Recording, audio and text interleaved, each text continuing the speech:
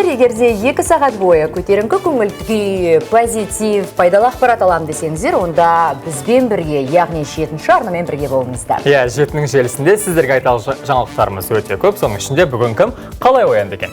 Үндістандық полицейдің бие әлеуметтік желіде миллиондаған қаралым жинады. Осылайша Mo Campbell Инстаграмда танымал болып оянды. Биші болу оның бала кезгі арманы. Бұған дейін Campbell видеоларымен TikTokта танымал болған, алайда Үндістан билігі қосымшаға тыйым салған соң енді ол Инстаграмға тіркелген екен. Алматы ақылды қала. ТМД-дағы ақылды қалалар арасында мегаполис 2-ші орынды иеленді. Осылайша алматылықтар бұл жаңалықты естіп бүгін қуанып оянды. Мұнда қаланың 5 негізгі жетістігі ескерілген. Ол бірыңғай деректер базасы, бірыңғай коммуникациялық кеңістік, шалғай аудандарда инфрақұрылымды дамыту, қала аудандарын экономикалық кластерлеу және Smart City Accelerator жүйесі екен. Сондай-ақ бүгін Замбия позициясының жетекшісі Хакаинде Хичилема президенттік сайлаудың жеңімпазы атанды. Осылайша замбиялықтар жеңісті тойлап оянды. Бұл оның 6-шы реткі талпынысы екен. Ол бұрынғы мемлекет басшысы Эдгар Лунгуды миллионнан астам дауыс жинап, сенімді түрде жеңді. Ал Эдгар мырза өз кезегінде жеңілгенін мойындап, Хакаинде Хичилеманы құттықтады. Ал қымбатты көрермендер, Оян Қазақстанда тағы қызықты жаңалықтар бар. Ал Айбекте, Айбат жаңалықтарында қандай қызықтар болып жатыр екен? Айбек, қайырлы таң. Қайырлы таң әріптестер, өте қызықты жаңалықтар көп. Айбат жаңалықтармен бірге болыңыздар. Көрермендер, ендеше Айбат жаңалықтармен таныс болыңыздар.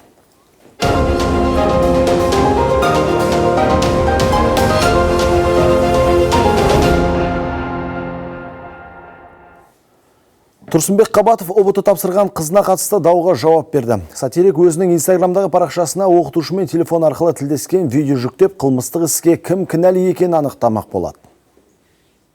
Айналайын, сендім ғой мен саған. Жақсы репетитор болғаннан кейін. Сен онсыз да сен білесің, әдеміге ентідан жоғарғы балдың оншалықты қажет емес екен.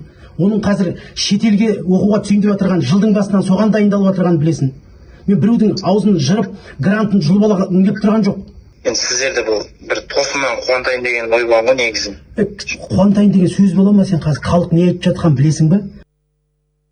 Осылайша шоумен шулы іске қызын тестке дайындаған Нұрбек есімді репетиторды айыптайды. Айта кетерлігі, Қабатов заңсыздыққа барған репетиторға сынақ тапсырған 15 маусым емес, әлеуметтік желдегі шудан кейін ғана хабарласқан. Тіпті асаба қызының қатысты болған қылмыстық істен 2 ай бойы бейхабар болғанын айтқан. Бірақ әлеуметтік желде отырғандар мұны Тұрсынбектің кезекті қойылымы деп жатыр. Яғни өзін ақтап алудың әрекеті дегендер сценарийі нашар жазылған қойылым деп кекетті.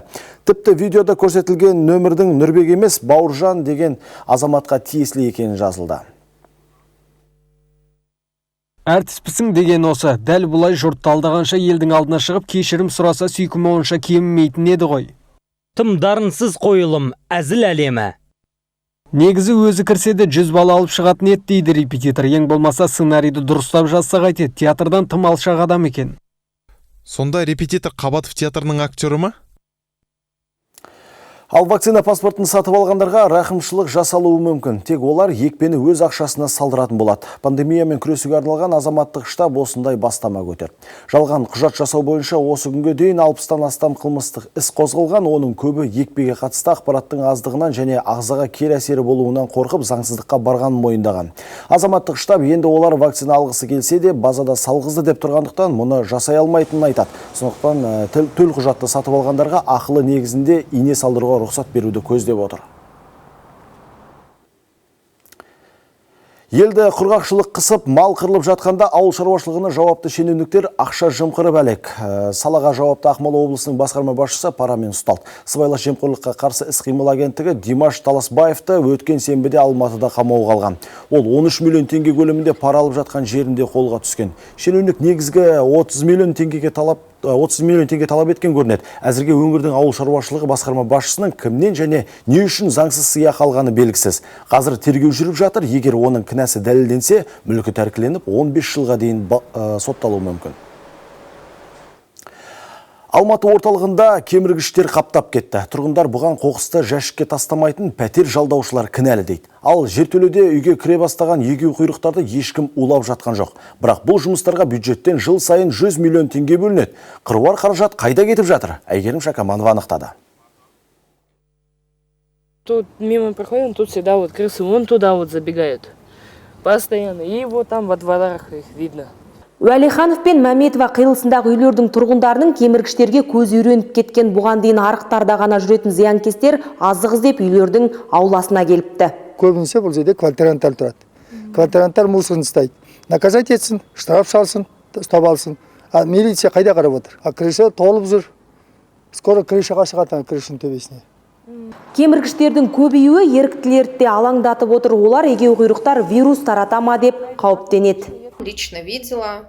Көптеген ықшам ауданнан кеміргіштерді көрдім. Бұл жайтқа былтыр Алматы көшелеріндегі қаңғыбас мысықтарды жаппай жою себеп болды деп есептеймін. Кесірінен көшелерде тышқан қаптады. 15 ғасырда Францияда мысықтарды түгел қырудың нәтижесінде кеміргіштер көбейіп, бубон обасын таратқан. Сондай жайтқа душар болмасақ жақсы. Үйлердің күтіміне жауапты пәтер иелер кооперативі үйлердің жер төлесін мекендеп алған жануарлар туралы бізден естіді, ал әкімдік шағымдар жиілегенін растады. Тұрғындардың кеміргіштерді көбеюіне қатысты шағымдарды азайту үшін мердігер ұйымына тапсырма берілген. Біріншіден, кеміргіштердің пайда болу ошақтары неғұрлым көп таралған сауда және базар орындарында қайта дератизация жүргізу. Халықтың шағымдары бойынша оқиға орнына шығатын мобильді топтардың санын 2 есеге 7-ден 14 бригадаға дейін ұлғайту.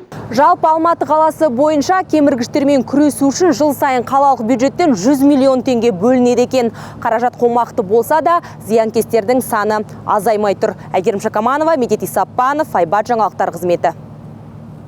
Таиланд астанасы Бангкокта коронавирустың өршуінен локдаун мерзімі ұзартылды. Оған қарсы халық наразылық білдіріп, 2 күн тәртіп сақшыларымен қақтығысты. Ашулы жұртты тарату үшін полиция көз жасаурататын газ бен су атқыштар қолданды. Демонстранттар пандемияны дұрыс күрес жүргізбеді деп үкіметті айыптап, премьер-министрдің қызметтен кетуін талап етіп жатыр. Соңғы апталарда елде ковид жұқтырғандар саны күрт өршіп, тәулігіне 21 мыңнан асты, ал вакцина алғандар саны болса аз.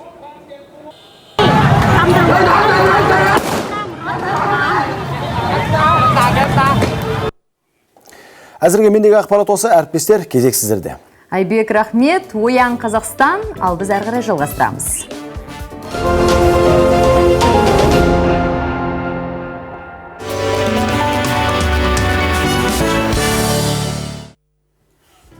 Құрметті көрермендер, дастархан басына экран бетіне қарай жақындай түсіңіздер, өйткені біз әрі қарай жалғастырамыз. Ал бізде дәл қазір аңдатпа. Ақшада кімнің суреті болу керек? Бұл сұраққа үлкен адамдар жауап берді. Шапалақ және махаббат. Гоги Дәрібаймен ойын ойнағыңыз келе ме? Ғалымдар 4000-ға жуық жыл бұрынғы тас құрылысты пирамиданы ашты. Қазақстандық әскери полицейлер әскер 2021 халықаралық ойындарында бақ сынайды. Таң берекелі болсын, алдымен хабарымызды өзекті жаңалықтармен бастасақ. Карантиндік шараларға байланысты білім грант иегерлерінің құжаттары жоғары оқу орындарына электронды түрде ғана қабылданады. Қабылдау 25 тамызға дейін жүргізіледі. Ол үшін осы айдың 17-сінен бастап электронды үкімет порталы арқылы қалаған білім ордасына түсу туралы өтініш беру қажет, ал ақылы негізде білім алуға ниетті талапкерлер оқу орнының виртуалды қабылдау комиссиясы арқылы құжат тапсыруы тиіс. Ұлттық бірыңғай тестілеу сайтында гранттар тағайындау куәліктері дайын тұр, бірақ сайт ара-тұра жұмыс істемей қалып жатыр. Мысалы, мына әлеуметтік желідегі парақшасын ашып қарайық. Дәл қазір мен сіздерге көрсетейін. Міне, жүктеліп жатыр. Ұлттық тест центрі осындай ресми постының астында сайт істемейді. Өміріміз күтумен өтіп жатыр. Данная страница временно недоступна. Істемейді ғой сайт деген секілді халықтың арыз шағымдары толып жатыр екен. Өйткені бұл жерге көпшілік алаңдап пікір қалдырып отыр. Біз енді бұған байланысты сұрап едік, не үшін, неге деген секілді, бірақ жауап ала алмадық. Қазір жұмыс істеп тұр ма екен сайтты тағы да бір ашып көрсек. Расымен де осындай керекті кезде сайттың ешқайсысы жұмыс істемейді, жүйке жүйеміз тозып, қайтадан әдеттегідей өзіміз сол жаққа барып. Сайт істеп тұрған секілді, бірақ менде иін және ТЖК нөмірлер болмағаннан кейін, жесін және ТЖК нөмірлермен әзіріне кіре алмаймын. Ал Ердана ЭЦК кілтті онлайн қалай алуға болады деген сұрақ туындаса, бұл жайлы біздің Айдос айдарымыздан толыққанды жауаптарыңды ала аласың. Электронды цифрлы қолтаңбаны қалай аламыз? Түкте қиындығы жоқ. Ол үшін кез келген браузер арқылы егов порталына кіреміз. Электронды цифрлы қолтаңбаны онлайн алу бөлімі бар, соған өту керек. Сармен белгіленген сәйкесінше онлайн сұрау бөлімі бар, веб-камера орнатылған және NCLR қосылу орнатылған көрініп тұр. NCLR бұл кілттермен жұмыс істейтін арнайы қосымша. Онты арнайы орнатып алу керек, орнату мүлдем қиындығы жоқ. NCLR-ді жүктеп алу дегенді бассаңыз болған. Дәл қазір біздің алдымызда сіздің ЖСН-іңіз, яғни жеке сәйкестендіру нөмірі мобильдік азаматтар деректер қорында тіркелмеген айтып қызыл белгімен көрініп тұр. Тіркелу үшін операторға бейне қоңырау арқылы жүгінуге болатынын айтады. Яғни анықтамада жазылғандай кеңес виртуалды көмекшіні ашып, ондағы қоңырау бөлімде халыққа қызмет көрсету орталығын таңдаймыз және мұнда бейне қоңырау шалуға мүмкіндік бар. БМК-да номер тіркеліп тұр. Жақсы, рахмет. Дәл осы сәтте веб-камера не үшін қажет болғанын түсінесіздер.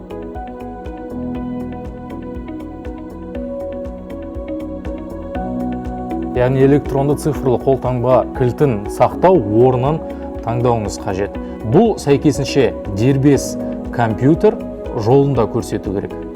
Және ең соңғы біздің жасайтын жұмысымыз құпия сөзімізді жазуымыз керек. Құпия сөз форматы қандай болу керек? Мысал көрініп тұр. Біз енді жаңа басында осы егов порталына кірген кезде тіркеу немесе кіру деген батырма тұр еді. Сол бойынша өзіміздің ақпаратымызды жазып кіруге тырысайықшы енді.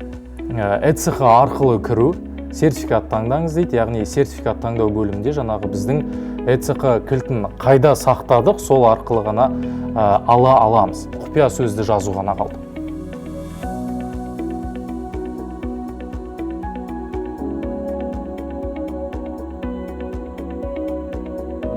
Мінекей порталдың оң жақ бөлігінде аты жөнім және мен туралы ақпарат жазылған. Яғни осында электронды үкімет порталында қолданылатын кез келген қызметті мен енді пайдалана аламын. ЭЦХ кілті ең бір маңызды құжаттардың бірі. Дәл қазір соны жасату үшін, тіпті өзің жасап алу үшін де кезекке тұрып қаласың. Ал осы Құдай бергеннің сюжетінен кейін өзіңізде жасай алатыныңызға көзіңіз жеткен шығар деген үміттемін. Енді ары қарай жалғастырайық. Бонжур. Франция астанасы Парижге көптен күткен ыстық ауа райы келді. Сынап бағанасы 30 градустан жоғары көтерілді. Париждіктер су бұрқақтарға шомылып көңіл көтеріп жүр. Ауа райының құбылысынан керісінше ләззат алған қала тұрғындарының қуанышында шек жоқ. Ал мамандар елімізде батыс өңірлерде күн 43 градусқа дейін ыситынын ескертті. Бүгін 19 тамыз аралығында солтүстікте, шығыста және оңтүстік шығыста жаңбыр, найзағай бұршақ және екпінді жел болады деп болжанып отыр. Мәселен, күндіз солтүстікте 25-32 градусқа дейін, оңтүстік пен оңтүстік шығыста 25-37 градус, орталық пен шығыста 20-31 градусқа дейін ауа температурасы көтеріледі. Қазақстанның батысында жауын шашын болмайды. Күн 32-43 градусқа дейін ысиды. Ал дастархан басына енді жиналған көрермен болса, ас болсын дейміз. Бүгін біз ірімшік пен шпинат қосылған тауық етін шыжбыж ете қоямыз.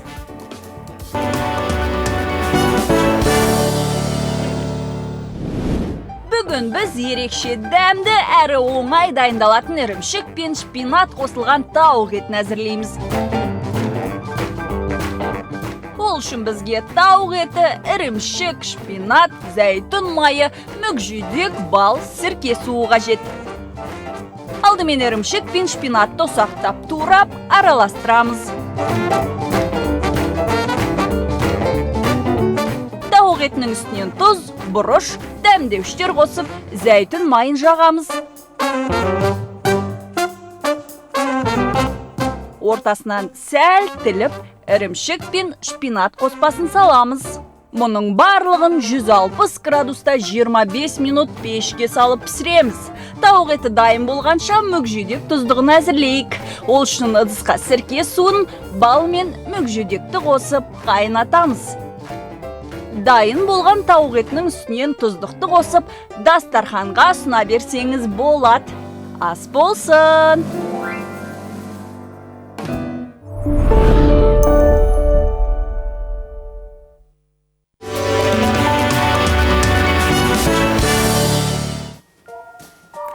Құрметті көрермендер, отандық спортшылар да, әншілер де кешеден бері жарысқа қатысып бізді қуантып жатыр, ал біздің әскерилер ше.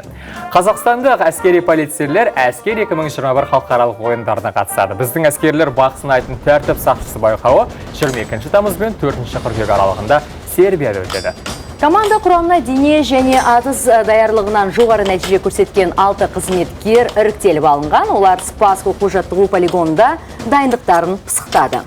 Қорғаныс министрлігінің мәліметіне сәйкес, аталған конкурстың ең күрделі кезеңі топ-қол өнер көрсету. Онда қатысушылар табиғи және жасанды кедергілер арқылы 12 шақырым қашықтықты өтуі тиіс. Еске сала кетейік, тұңғыш рет тәртіп сақшысы байқауы 2017 жылы әскер халықаралық ойындар аясында өткізіліп, қазақстандық команда 2-ші орын алған болатын. Тағы да сәттілік тілейміз. Ал қазақстандық Михаил Мищенко 12 жасқа дейінгілер арасында Tennis Europe сериясында өткен Rio Verde Cup жұптық турнирінің жеңімпазы атанды. Ол теннис клубында 5 жасынан бастап жаттығады екен. Жас теннисші Черногориядан бізге арнайы сәлем жолдады. Міне, көріп алайық. Доброе утро, дорогие зрители программы «Оян Казахстан». Мен 9-12 тамыз аралығында Черногорияда өткен Rio Verde Cup турниріне қатыстым. Бұл турнирде серіктесім Вук Кристаичпен бірге жеңіске жеттім. Бұл біздің жұптық додадағы 3-ші титулымыз. Турнирде тек жалғыз разрядтық жарыста қиындықтар туындады. Алдағы уақытта бар күшімді салып, жақсы нәтиже көрсетемін. Сондай-ақ ендігі аптада 12 жасқа дейінгілер арасында Арменияда өтетін 2 турнирге дайындалып жатырмын.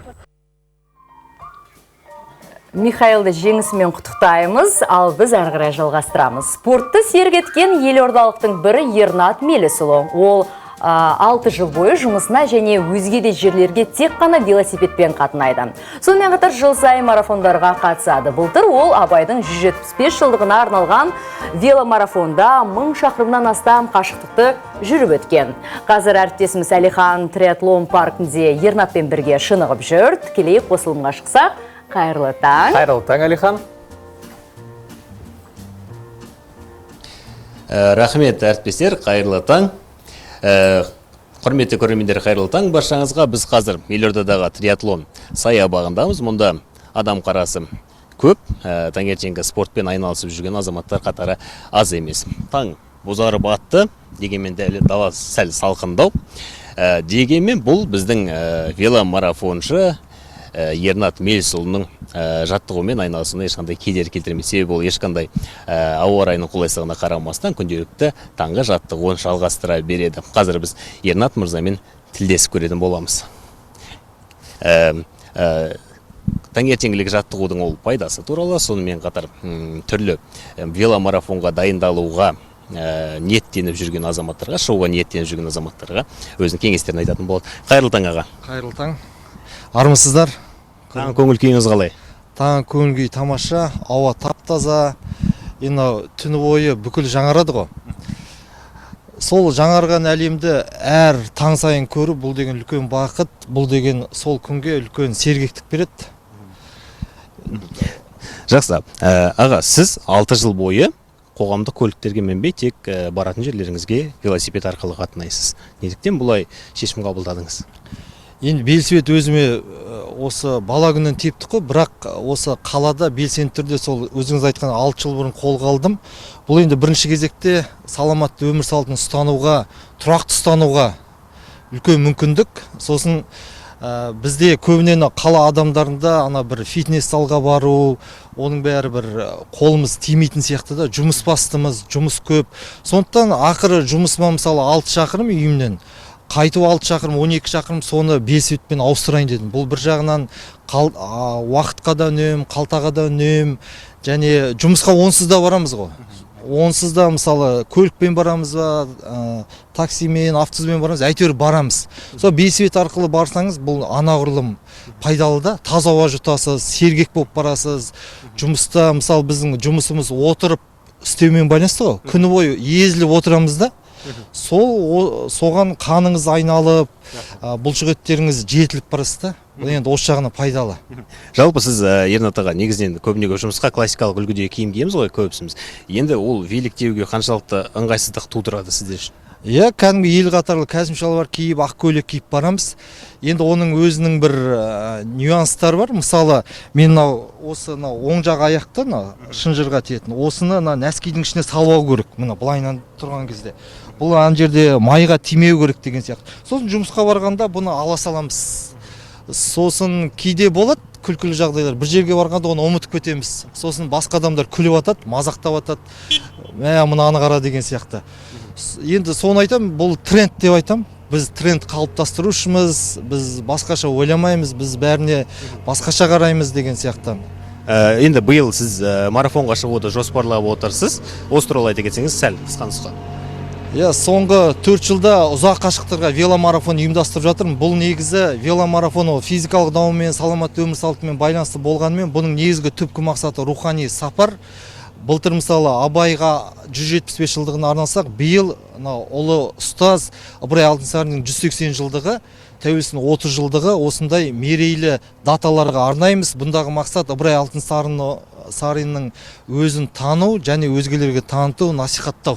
Осындай мақсаттарды көздейміз. Құдай қаласа осы 23 тамызда осы Астанадан Қостанайға аттанамыз. Жақсы, аға, сұхбатыңызға көп рахмет. Енді шығар жолыңызға сәттілік тілейміз. Ал құрметті әріптестер, мен де сіздерге эфирдің арасында болатын үзілісте орындарыңыздан тұрып, таңға жаттығу жасап, сергіп алуға кеңес беремін. Сөз кезегі өздеріңізде. Алихан, міндетті түрде рахмет. Расымен де егерде жұмысқа мен велосипедпен келсем, мына шаштан шаш қалмайтын еді. Ал Диана, махаббат немесе шапалақ? Ондай да сұрақ бола ма екен? Иә, бұл сұрақты қойдың себебі Гоги бір қызықты ойын ойлап тапты екен. Қандай ойын, ережесі қандай? Бірге көрейік. Таң эфирде шапалақ әлде махаббат. Қазір бір кейіпкер шақырамыз. Сері жігіт, һәм шоумен, һәм әзілкеш. Дәке, кел. Сәлем. Сәлем, қалайсың? Интуицияң қалай? Интуицияң керемет жалпы. Негіз тани аласың адам? Адам жақсы танимын. Сенің қазір интуицияңды тексеріп көреміз. Ол үшін саған 3 қыз келеді. 3 қыз жайлы сенің басында таныстыру көресің. Сол таныстыруға байланысты 3 қыздың затын табасың. Тапсаң, саған сыйлық, таппасаң онда жарайды, бірінші таныстыруды көріп алайық. Сәлем, мен атым Әлия. Мен өзім косметикмен алсам, және де әдемілікті өте жақсы көрем, саяхаттағанды өте ұнатамын. Және де бүгін сіздің интуицияңызға сенем. Есімім Дана. Жалпы армандағанды қатты жақсы көрем. Әсіресе лирикалық шығармаларды ұнатамын. Қазақ поэзиясының ішінде мен үшін ең жақыны Күләш Ахметова. Аяулы шағым жастығым, жартасқа біткен ақ күлім. Байлауға келсем тасқаным, басылмай жүрген аптығым. Кішілігім мен пәңдігім, жанымды салған азапқа мың, махаббат сынды тәтті мұң. Менің атым Мөлдір, мен режиссермін. Бос уақытымда ұлы баққанды ұнатам, және әлемдік киноларда көрген ұнатам. Соңғы көрген фильмдерім бұл Гай Ричидің «Револьвер» деген фильмі. Ал енді қатысушыларға сәттілік тілеймін. Көріңіздер. Міне осы қыздардың түріне қарап, харизмасына, қылығына, барлығына қарап, сен анықтайсың қай зат қайсың екен. Қыздар, сұлу бикештер, кіріңіздер. Тезет. Крик. Сәлем. Екінші ережесін айтып кетейін, бұл қыздарға сен 3 сұрақ қойыласың. Міне 3 зат саған алдыңа алып алсаң болады. Қыздарды таныстырдық, енді сұрақтарын қойсаң болады? Сәлем, Алия. Қазақтықсыз? Мен Теміртау, Қарағанды облысы. Теміртау? Мен де Теміртаудықпын. Ұлудан қандай кайф аласың? Айтып жеткізу қиын енді. Оны көру керек, ұстау керек, білу керек, бағу керек. Дана, сәлем. Сәлематсыз ба? Болашақта ұлу бағуға жылайын жоқ па? Жоқ. Мұны Мөлдірдікі деп ойлаймын. Енді режиссер болса, айқай салғанда бір жағынан приятно, да? Мөлдірдікі деп ойлағам мен жаңа. Негізі Мөлдірдікі емес, бұл Мөлдірдікі мына шапка. Мынау сіздікі. Мынау помада, еріндегі помада деп ойлаймын. Енді солай парфюм сеуіп, кітапты оқып, паркта сөйтіп жүрген шығар. Ойландар, одан кейін помада сенікі болса бетіне сүйесің. Егер де помада оныкі болмаса, онда шапалақпен ұрасың. Заттар таратылды, енді Әлия, бірінші сенің жауабың. Мен сізге подсказка беріп едім. Ешқандай қыз баласы бір помаданы 2 жыл жақпайды. Сол үшін де сіз қателестіңіз.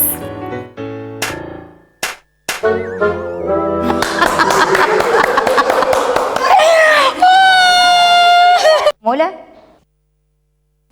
Ұрғысы кесе де ұрмайды ау бұл кісі. Бұл не деген стереотип? Неге барлық режиссерлер бастарына бас киім киіп жүру керек? Үндемей сүйе салсаңыз Сол үшін де ұруға болушы еді, бірақ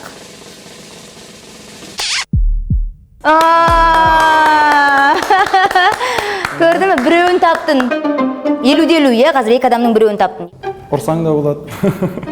Өкінішке орай қателестіңіз, ренжімеңіз.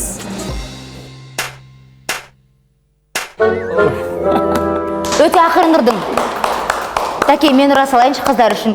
Бұның ұрғанынан кімнің мөлдірдің сүйгені қаттырақ болды ғой. Эмоциям жалпы керемет, қызық екен. Бұндай жобада бірінші рет келіп отырмын. Жалпы бәрін мен примерно білдім, өзім ойымдағыдай қалай болды, солай істедім. Түсіндің ғой, е, сенің интуицияң 35% ғана. Себебі 3 кейіпкердің сен біреуін ғана таптың. Бітті? Рахмет. Келесі кездескенше. Сен может бір шапалақ ұрып жібересің, Жатаке?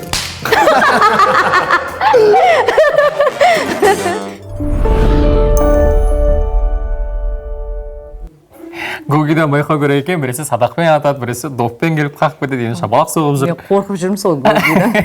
Ал енді кезек Айбат жаңалықтар қызметінде. Айбек, сен Гогидан қорқасың ба? Әрине, дәл осындай жобаға шақырса, асығып барым. Өте қызықты жоба екен, және де ғұмыр ұзақ болсын дейміз. Рахмет әріптестер, эфирде Айбат жаңалықтары.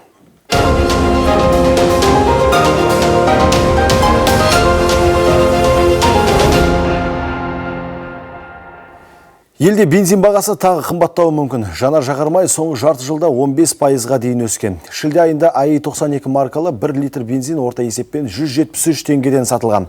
Бұл өткен аймен салыстырғанда 0,9%-ға көп. Сарапшылар өсім тағы да болуы мүмкін деп отыр. Себебі жанармай бағасы Ресейде де қымбаттаған. Көрші елде АИ-92 маркасы қазір төл ақшамызға шаққанда 270-290 теңге аралығында сатылып жатыр. Яғни бізден 100 теңгеге қымбат. Ал бұл түбінде жанармайдың Қазақстанға Ресейге заңсыз тасымалданып, елде бензин тапшылығын тудыру мүмкін дейді экономистер. Біздегі мына контрабандалық жолмен біздің отандық бензиндерді заңсыз айналымға шығарып, өздеріне қымбатқа сату сияқты фактылар, яғни контрабандалық жолдарда қалыптасып отырғандығы белгілі. Алматы Нұрсұлтан бағытындағы ұшақтың бір билеті 250 мың теңге. Эйр Астана компаниясының бағаны бұлай қымбаттатуы қоғам наразылығын туғызды. Ішкі рейстердің құны неге 1000 құбылады? Айбек Қосан анықтауға тырысты. Бір компания өзін жоғары деп мемлекеттің органдардан жоғары дөңбесе, ол қандай мемлекетпіз біз онда? Заңгер Марат Башимов Эйр Астана және оған қарасты Флайарстан компанияларының баға саясатынан наразы. Маман нарықтағы монополист мекеме әуе билетінің құнын аспандатқаны ақылға сыймайды дейді. 250 мың теңге деген тіпті қазір қарапайым азаматқа 40 мың да ол әскери үлкен ақша. Ауық төтті қалталарын толтырып, деп тіпті супер прибыль алып отырған деген. Аудар әлі көзқарастар сондай. Мәселен, әлеуметтік желіде тараған мына скринде Астана мен Алматы бағытындағы бір орынның құны 250 мың теңге деп көрсетілген. Халықты ашындырғаны да осы, ал компания өкілдері мұны техникалық ақауға аудара салды. Эйр Астана ішкі аудитті жүргізіп, онлайн билет сату агенттігінің сайтында техникалық қате болғанын анықтады. Соның салдарынан шетелдік әуежайларға қону мен ұшу құны көрсетілген. Агенттік әуе компаниясына техникалық қатенің жойылғанын растайтын ресми хатты жіберді. Алайда белсенділер компания үнемі ойына келген бағана қояды дейді. Журналист Денис Кривошеев Эйр Астананың өзге де былықтарын тізіп шығыпты. Ей управляет английский менеджер. Компанияда шетелдік мамандар көп. Олардың жалақысы қазақстандық әріптестеріне қарағанда анағұрлым жоғары. Компанияның 51% самұрық қазынаға тиесілі екенін ескеру қажет. Елдегі әуе саласын қалыптастырмай, тек халықтың қалтасын қағып отырған Фостер бастаған басшылық құрамды отставкаға кетіру керек. Айта өтейін, президент 2 жыл бұрын ішкі рейстердің құны кейде батыс елдерінен қымбат екенін айтып, мұның себебін анықтауды тапсырған еді. Бәсекелестікті қорғау агенттігі тексеріске компания кедергі жасады дейді. Тергеп тексеру жүргізу аясында акционерлік қоғам тарапынан, яғни қызметкерлер тарапынан тергеп тексеру жүргізетін лауазымды тұлғаларға сол объект дегеніміз сол акционерлік қоғам тергеп тексеру объектісіне тиісті ақпараттық құралдарға, ақпараттарға қол жеткізуге кедергілер жасаған болатын. Агенттік компанияны сотқа беріп жеңіс шығыпты. Енді құжаттарды қолға алып тексеруге кіріседі. Эйр Астана баға саясатын ұстанды ма, әлде негізсіз аспандатып жіберді ме? 5 айдан кейін бітетін тексеруде осы мәселе анықталуы тиіс. Айбек Қосан, Айбат, жаңалықтар қызметі. Маңғыстау облысында фельдшер теңіз порты арқылы шекарадан өтетіндерге ПТР анықтамасын сатып келген. Ішкі істер министрлігінің мәлімдеуінше күдіктіден 50-ге жуық дайын ПТР сынамының теріс нәтижесі тәркіленді. Ол жалған құжатты 3 мың мен 10 мың теңге аралығында сатқан 21 жастағы маманның кінәсі дәлелденсе, 4 жылға дейін бас бостандығынан айырылуы мүмкін. Қазір оның сыбайластары анықталып жатыр. Жалғастырамыз. Ауғанстан астанасы Кабулдағы жағдай жылдам өзгеріп жатыр. Қазақстанда экстремистік деп танылған Талибан тобының әскері президент сарайын басып алып, қауіпсіздік күштері жым-жылас болды. Радикал діни қозғалыс бақылауына алған, соғыс титықтатқан елді не күтіп тұр? Жансая Қапасқызының материалында. Бүкіл әлемнің үрейін алған жағдай жексенбіде болды. Қазақстанда тыйым салынған Талибан қозғалысы ел астанасын басып алып, президент резиденциясынан бір-ақ шықты. Қару асынған содырлар сарайды аралап суретке түскен.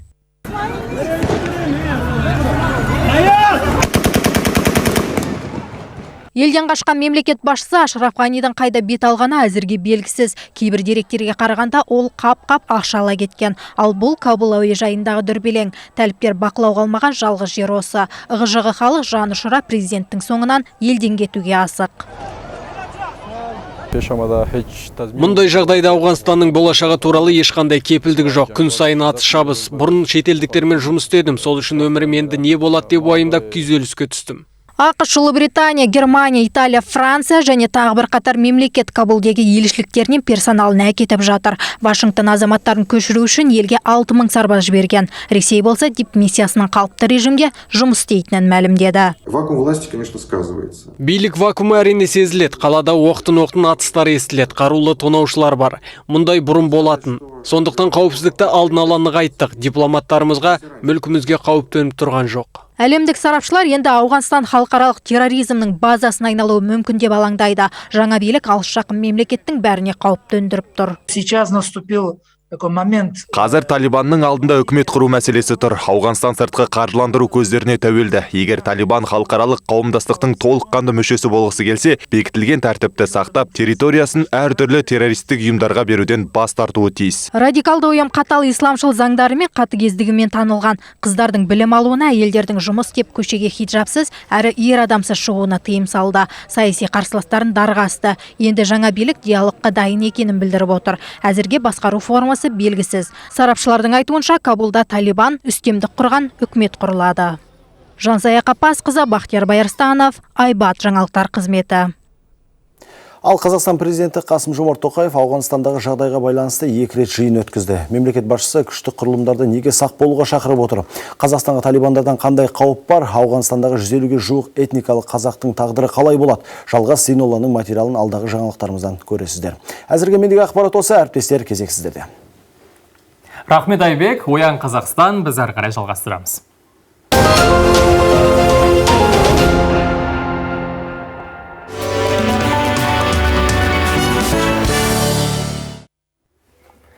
Құрметті көрермендер, біз бүгін жаңалықтарымызды тағы да бір өзекті мәселемен жалғағымыз келіп отыр. Өздеріңіз білетіндей, бізде Қазақстанда президенттік жастар кадр резервіндегі кандидаттарды іріктеудің екінші кезеңі 1 қыркүйекте басталады деп мәлімделді. Осы орайда аталған жобаға арналған портал іске қосылды. Мемлекеттік сектор үшін 50 жас резерв таңдалып алынды.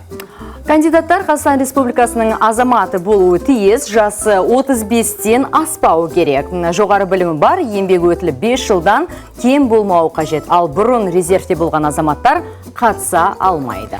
Осы мәселені талқылап, мән-жайды білу үшін біз бүгін студиямызға қонаққа Сенат аппараты басшысының орынбасары, Қазақстан Халық Ассамблеясының жаңғыру жолы республикалық жастар қозғалысының төрағасы Максим Спаткайды шақырған едік. Қош келдіңіз, қайырлы таң. Қайырлы таң, төрлетіңіз. Рахмет.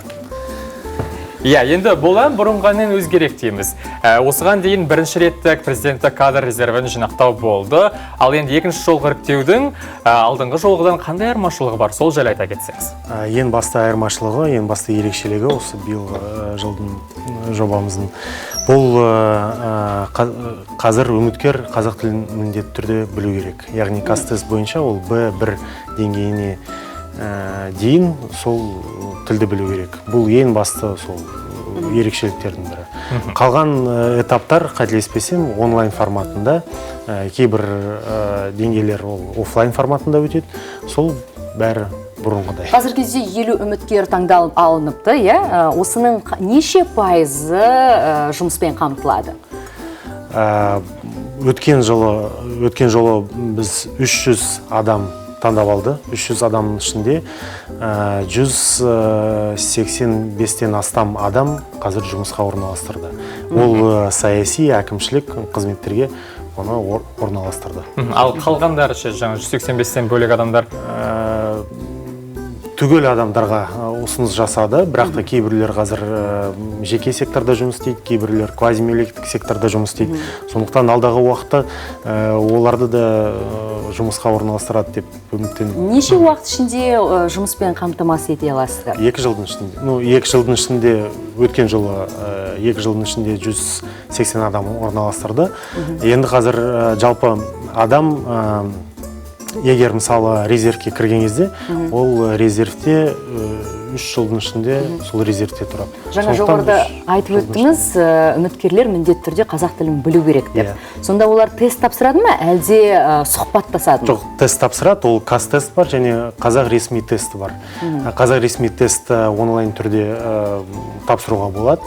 Ол қиын емес, қазір мысалы 1,5 ай қалды сол наборға дейін, сондықтан үлгеруге болады. Яғни бұған дейін үміткерлер қазақ тілін мүлдем білмейтін бе еді? Жоқ, оған дейін де олар білді, бірақ та қазір осы ресми талаптардың ішінде қазір қазақ тілі тест нәтижесін көрсету керек. Үміткерлер жаппай қазақ тілін. Қиын емес, өйткені қас тесті мен де бір кез тапсырып көргем. Кәдімгі ұбт-дағы тест сияқты тіпті өзге ұлт өкілдері де емін-еркін тапсырып кетіп жатты. Яғни, кез келген адамға тең мүмкіндік қалыптастырылған деп айтса да болады. Ал енді бірінші реттік резервті жинақтаған кезде кейбір адамдар өтпей қалды ғой. Өтпей қалған адамдарда осы екінші реттікке қатысуына мүмкіндік бар ма? Одан кейін тағы бір мазалайтын сұрақ, енді қазір жастарды барынша билікке, осы үкіметке, мемлекеттік қызметке тартып жатыр. Өзіңіз басқаратын органда, жаңа сенатта, парламентте жастардың үлесі қандай және олардың белсенділігі қандай қазір?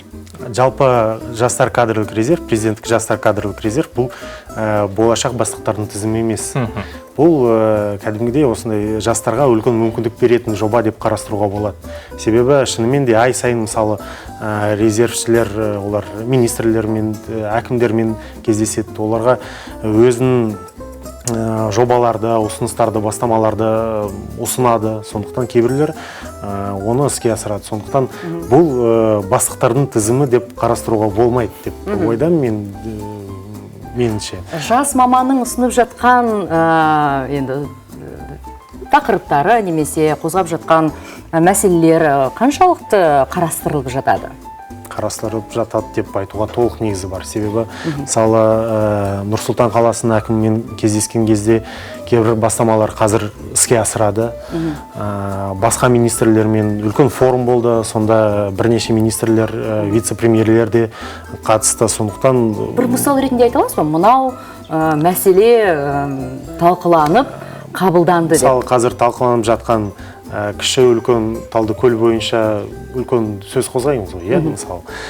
Сонда қазір резервшілер, онда осы арнайы әкіматта арнайы жұмыс топтары бар, қоғамдық топтары бар. Сонда резервке кірген азаматтар сондай топтарға кірді және сонда жұмыс істейді қазір.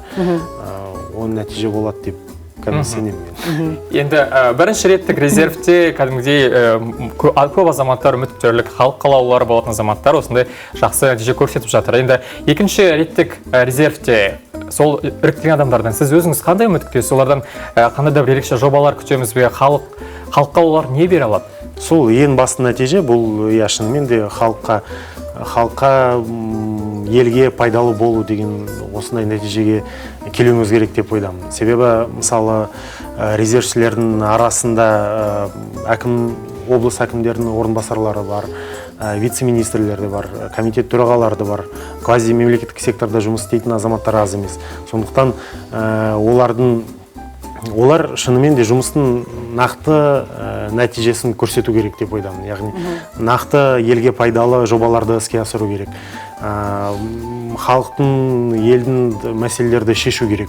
Олай болатын болса, шынымен де осы жоба өте маңызды, өте өзекті деп айтамыз. Қандай жағдайда резервке кіре тұрып шығып кетеді адамдар? Осындай жағдайлар болды ма? Жоқ, болған жоқ. Ол 3 жылдан кейін ол резервтен кетеді. Яғни 3 жыл бойы резервте тұрады. 3 жыл бойы егерде жұмыс табылмаса, немесе ол жұмысты өзі қаламаса, ұнатпаса, ол резервтен шығып кетеді. Қайта ұсыныс бере алады ма ол кісі, әлде осымен тоқтады ма? 3 жылдың ішінде оған ұсыныс береді міндетті түрде. Енді арасында енді қаламайтындар, мен жасағым келмейді, ұнамай қалды, сондай бір айтатын адамдар бола ма? Осындай да бар. Кейбіреулер қазір оқуға мысалы шетелге кетті, болашақ бағдарламасымен мысалы. Сондықтан олар да қазір әрине Қазақстанда жұмыс істеуге мүмкіндігі жоқ. Олар келген кезде енді оларға тағы да бірнеше ұсыныс жасап, олар өзін таңдау жасайды деп. Жақсы, Максим мырза, студиямызға келіп пайдалы ақпарат бергеніңізге рахмет. Күніңіз сәтті өтсін.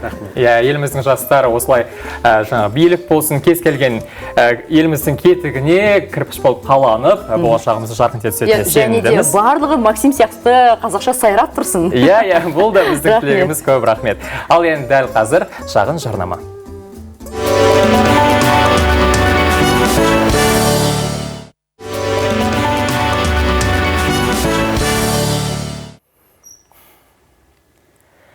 Қазақ журналистикасы тағы бір қара нарынан айырылып қалды. Әйгілі спорт комментаторы Қазақ телевизиясының жарық жұлдызы ақпарат саласының саңлағы Аманкелді Сейітхан 52 жасында дүниеден озды.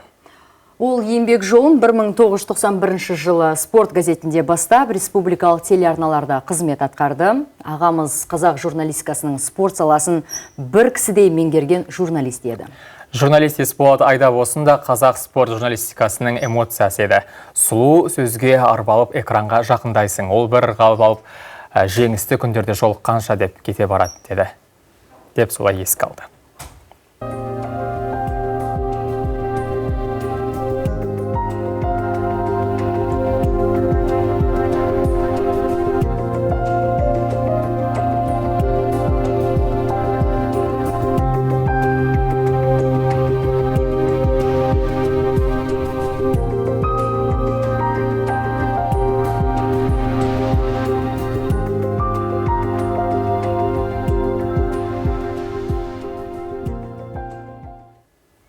Ағамыздың жақындары мен отбасына көңіл айтамыз. Иманды болсын.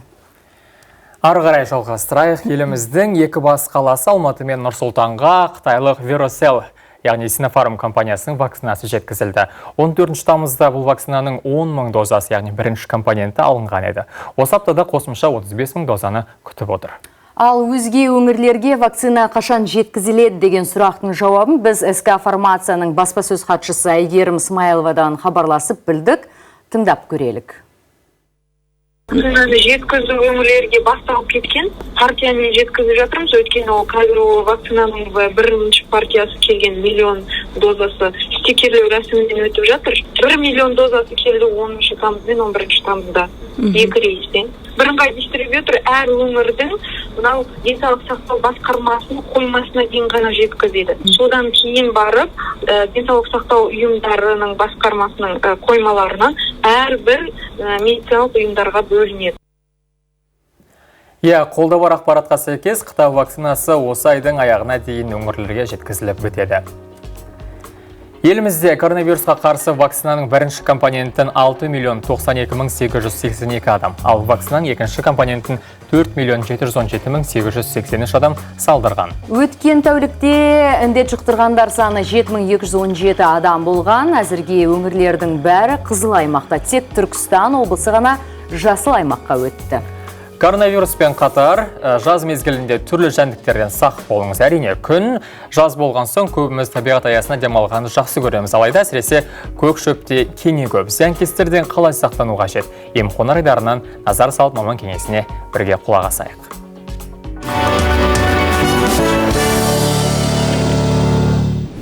Барлықтарыңызға қайырлы таң. Менің атым Ақерке. Бүгінгі бағдарламада біз кенеден қалай сақтану керек екенін айтатын боламыз. Кененің негізгі қорегі қан. Әсіресе шөп бойымен бірдей жәндіктер және 4 түлік малдар осы кененің зиянын көп көреді. Теріге орнығып алған кенені арнайы әрекет жасамай бірденен түсіре қою оңай емес. Кенелердің зияны тек жануарларға ғана емес, адамдардың денсаулығына да зор қауіп төндіреді. Үлкен қалада тұратын адамдардың терісі өте сезімтал болады. Өйткені олар күнделікті химиялық жақпа майларын, кремдерін көп пайдаланады. Мұның өзі әсер ететінін ескеріңіз. Кенеден адамға келетін үлкен қауіп ол микробтар. Олар ағзаға түскеннен кейін қанмен қоректену кезінде түрлі микробтарды денеңізге жібереді. Ал денеге түскен микробтар қан айналымымен ең маңызды мүшелерге орнығады. Осыдан келіп, айықпас дертке шалдығу да ғажап емес. Адам денесіне жабысып қалған кенеден құтылудың түрлі тәсілдері бар. Алайда есіңізде болсын, жабысып қалған кенеден құтылуға асықпаңыз. Себебі оның бас бөлігі денеңізде қалып қойса, тіршілігін жалғастыра беру мүмкін. Ал одан келетін қауіп сіз ойлағаннан 2 есе көп. Сондықтан алдымен ыстық немесе қыздырылған майды алып, сыртынан жағып, қысқышпен қысып алып тастауға болады. Кенеден сақтану үшін орманға жиі шықпаңыз. Табиғат аясына шыққан кезде жан-жағыңызды бақылап отырыңыз. Тіпті арасында өзіңізге де мән беріп, денеңізді тексеріп отырыңыз. Барынша сақ болыңыз. Аман болыңыз. Келесі көріскенше. Расымен де балалық шақта осы кенені көрсек, қасып алып тастайтын едік енді. Сондай жағдай болған ба? Менде ондай жағдай көп болған. Оның кене екенін білмейтін едік қой. Бізді бір тарақан шағып алды деп қасып жүре беретінбіз. Аман қалған ма? Қазір қуанып отырмын. Мәссаған. Мен өмірімде ешқашан кенені көрмеппін. Енді қаланың баласысың ғой. Біз ауылда өскенбіз. Жарайды. Ары қарай жалғастырайық. Ауыл үшін керемет жаңалықта болуы мүмкін. Дәл қазір Қазақстанда OneWeb антенналарын орнату жұмыстары жүріп жатыр. Еліміз тіпті Илон Маскқа да ұсыныс жасады. Ұсыныстың мақсаты Қазақстандағы жылдам интернетті орнату жұмыстарын тестілеу. Қазақстан Республикасының цифрлық даму, инновациялар және аэроғарыш өнеркәсіп министрі Бағдат Мусиннің айтуынша, басты мақсат ел аумағын жоғары жылдамдықты интернетпен қамтамасыз ету екен. Осы жайлауда жатып, жоғары интернетті шұқылап отырған кезде астыңда бір жұмсақ сырмақ болса, соның үстінде құрт жеп, пикникте отырсаң күшті емес пе? Сөйтіп Инстаграмдағы суреттерді лайк басып. Елорда іргесінде сырмақ сырап, жас қыз келіншектерді өнерге баулып жүрген шебер бар. Шырақ Артылық айдарының кезекті бөлімінде Әлия есімді қолөнер шеберімен таныстырып, сырмақтың денсаулыққа пайдасы жайлы айтып береді.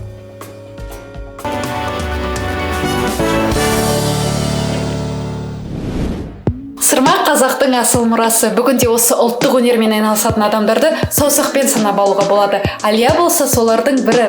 Мына кішкентай шеберханадан Италияның төріне жететін бұйымдар шығады. Сұрым, Италияға кететін бұйым.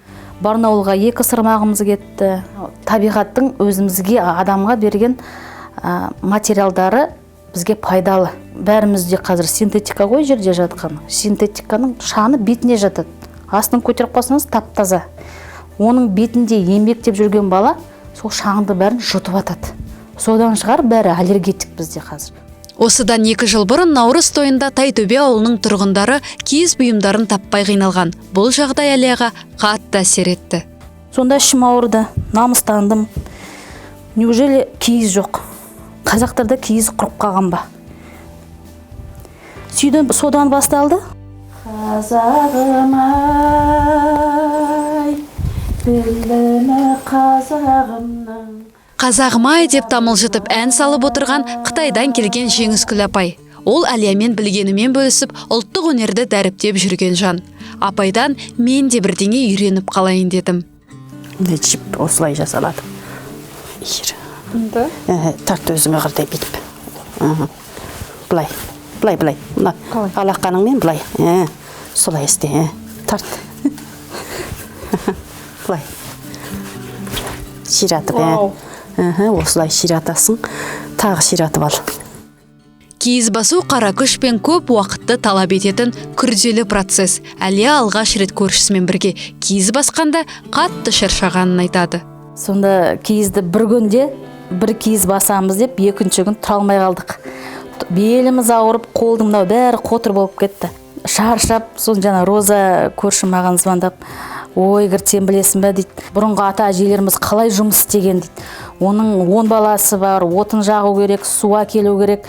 тамағын пісіру керек, үй арасында киіз басса дейді, өліп кетіп жүрдім дейді. Мен болсам дейді, көшеге жүгіріп 4-5 әйел әкеліп, тоқал қылдырып өзім демалып отырушы едім деп айтады. Әлия жас қыз келіншектерді осы өнерге баулып жүр. Мынау кестеленіп тігілген сырмақ 17 жасар Айгерім деген шәкіртінің қолынан шыққан дүние. Мәскеуге кететін тапсырыс екен. Негізі менің миссиям ба деп айтсам болады. Қайтадан әрбір қазақ дүниесінде осындай бір сырмақ текемет жатса, бұл арман ғой енді. Алия мен Жеңіскүл апаның алдағы уақытта жоспары көп екен. Киіз үйдің заттарын толықтай өзіміз жасап шығамыз дейді. Біраз нәрсе айтып жатыр, алдағы уақытта енді келеміз.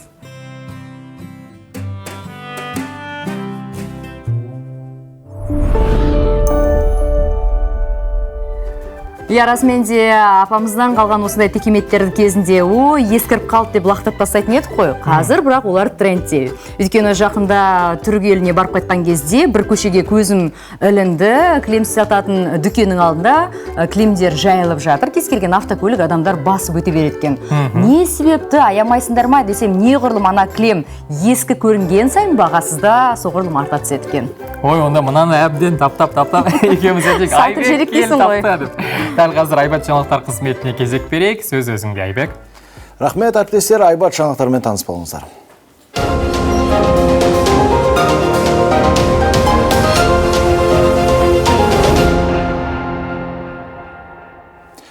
Талибандар еліміздің шекара маңына медреселерін салуы мүмкін. Сарапшылар осылай дейді. Шекаралас демесек те, Қазақстан мен Ауғанстанның арасы жақын. Бұдан бөлек азаматтығы басқа болса да, қаны бір қазақтар ол елде баршылық. Тамырластардың тағдыры не болмақ? Ауғанстандағы жағдай Қазақстанға қаншалықты қауіпті? Жалғас Синолла білді. Жылаған бүлдіршіндердің даусымен ұйықтап, жарылған снарядтың күрсілінен оянуды ешкімге тілемессің. Ауғанстан халқы атыс шабыс жанрындағы фильмдегідей күнелтуде. Айырмашылығы бұл шынайы өмір. Қазақстан мен Ауғанстанды Өзбекстан ғана бөліп тұрғанын ескерсек, біздің елдің бас қатыратындай жөні бар. Талибы скорее перенесут эти медресе к нашим границам. Талиптер өз медреселерін біздің шекараға жақындатуы мүмкін. Ауғанстанның солтүстігінде медресе көптеп салады. Егер орталық Азияға кірсе, біздің шекараға да жақындауы ықтимал. Медреседе олар балалардан бастап бәрін өз ағымдарына үйретеді. 7 жыл Қазақстанның Ауғанстандағы елшісі болған Өміртай Бітімовтің айтуынша, елдің қауіпсіздігіне залал келеді деп қорқатын дәнеңе жоқ. Цель-то ведь другая. Цель, чтобы Олардың мақсаты басқа. Ауғанстанға тұтастай әмірін жүргізу. Олар салафизм немесе өзге ағымды ұстанған радикалды топтар сияқты емес. Талибандықтар билікті бір жола қолға алып, өзге елдермен дипломатиялық байланысты дамытқысы келеді. Сарапшының көбі саяси тұрғыда елімізге тікелей төнер қауіп жоқ дейді. Ендігісі экономикалық әсері. Биылғы қаңтар-сәуір аралығында Қазақстан Ауғанстанға 161 миллион долларға өнім сатқан. Оның негізгі бөлігі астық пен ұн. Ендеше экспорт-импорт шектеледі деуге бола ма? Если не будет поставок из Казахстана, то в Афганистане возникнет голод. То есть дефицит муки, дефицит зерна. 80% закрывает Казахстан. Потребности Афганистана. Поставки будут в любом случае. Возможно, возникнут какие-то сложности с оплатой. Это возможно. Демек, экономикалық тұрғыда да сан соқтыратындай салмақты проблема туа қоймайды. Тағы бір мәселе Ауғанстанда бұрыннан тұратын этникалық қазақтардың жайы. Мәжіліс депутаты Ерлан Сайыров оларды Қазақстанға алып келейік дейді.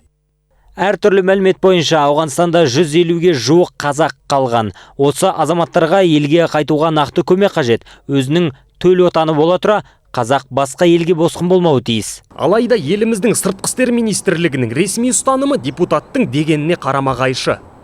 Олар Ауғанстан азаматтары, ол өзге ел, өз заңдары бар. Сондықтан Қазақстан Республикасы басқа бір мемлекеттің ішкі саясатына араласа алмайды. Жалпы жағдай бақылауда. Білгеніміз бұл төбемізден төнген қауіп емес, десе де тоқмей елісуге әлі ерте. Қасым-Жомарт Тоқаев бүкіл күштік құрылымдарды жинап, Ауғанстандағы ахуалға байланысты 2 күнде 2 жиын өткізді. Президент сақ болуға шақырды. Себебі талибандар орталық Азияға кірсе, Қазақстанға тимей айналып өте қоймас. Жалғас Синолла, Санат Иманғали, Айбат жаңалықтар қызметі. Қазақстан Ауғанстан босқындарын қабылдамайды. Сыртқы істер министрлігі әлеуметтік желіде тарап жатқан ақпаратты жоққа шығарды. Алайда Шымкенттегі білім мекемелеріне барған түсірілім тобымыз дайындық жұмыстарының үстінен түсті. Бізге жерге 3 жыл дайындап деп жоғарыдан тапсырма келген ең сол тапсырманы орындап жатырмыз. Сыртта дайындайды атты қазір. Әбілхан Қастеев атындағы сурет колледжінің жатақханасында қазір 105 орын дайын тұр. Тағы 200 төсек қаладағы өзге оқу орындарының жатақханаларынан жеткізіледі деді жұмыскерлер. Халық арасында таратылған ақпаратта үкімет 70 000 босқынды қабылдап алуға келісім берген. Оның 7 000-і Шымкент қаласы мен Түркістан облысында орналастырылады. Тіпті саяси пана сұраған алғашқы 500 адам Шымкент әуежайына жексенбі күні келіп карантинге жатқызылады делінген. Қала әкімдігі мәселеге қатысты сұхбат беруден бас тартты. Ал президенттің баспасөз хатшысы Берік Уәли Facebook парақшасында босқындарды қабылдау туралы шешім қабылданбағанын жазды.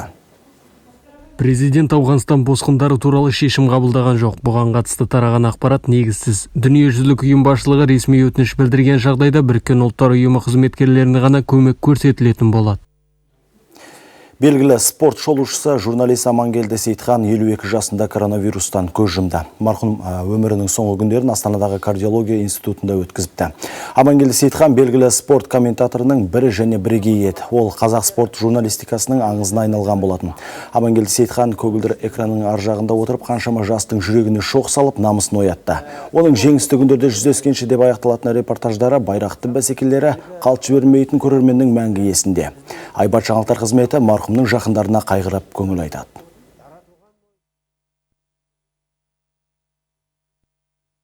Тағы бір қытайлы вакцина елге жеткізіледі. Sinopharm компаниясы әзірлеген препарат қазір елорданың барлық вакциналау орталығында бар. Екпенің бұл түрі жасы 18-ден асқандарға арналған. Ал жүкті немесе аллергиясы бар адамдарға қолдануға әсте болмайды. Қазақстан қытайлық екпенің 4 миллион дозасын сатып алды. Елордалықтар енді Спутник V мен отандық Казвакпен қатар Sinopharm компаниясының екпесінде таңдай алады. Айта кету керек, бұған дейін денсаулық сақтау министрлігі екпенің 2 дозасында бір жерден алуға кеңес берген еді.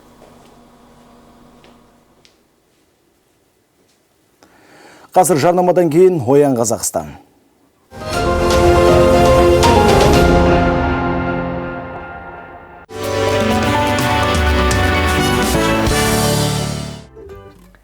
Құрметті көрермендер, бізде дәл қазір қимыл әрекеттің жаттығудың уақыты келіп қалды. Бізде бүгін қонақта ерекше спортшы, әсіресе әлеуметтік желілерде танымал спортшы. Медет Жанатұлы онлайн жаттықтырушы және TikTokта 200 мыңға жуық оқырманы бар. Сол жақта 200 мың адамды жаттықтырып, салауатты өмір салтын дәріптеп жүрген адамдардың бірі. Қош келдіңіз тағы да, қайырлы таң. Расымен де Медет TikTokта көріп қалған кезде бірден есімде қалып кетті. Өйткені жаттығуды жеткізу тәсіл ерекше. Әр дене мүшесін хочешь вот это, делай вот это деп. Қарапайым тілмен түсіндіреді. Сонымен өзіңіз немен айналысасыз? Блогерсіз. Мен алғашында көрген кезде сізді фитнес жаттықтырушы деп ойладым. Онлайн фитнес жаттығушы. Через TikTok, Instagram арқылы, адамдар онлайн арқылы көрсетіп отырамын. Яғни бәрі бесплатно. Пандемия кезінде менің ойымша сіз TikTokқа тіркеліп, осы саланы алып жүрдіңіз, иә? Жоқ, бұрыннан бері менде ондай план болатын. Әскерде болдым, яғни осы алдыңғы жазда әскерден келісімен осы планды іске жүргізе бастадым. Енді бізде көрермендер қандай жаттығулар сатады екен, видеолар қандай екен деп сұрап көргісі келіп отырған шығар. Соны енді бірге көріп алайық. Міне қазір дайындап жатыр екен.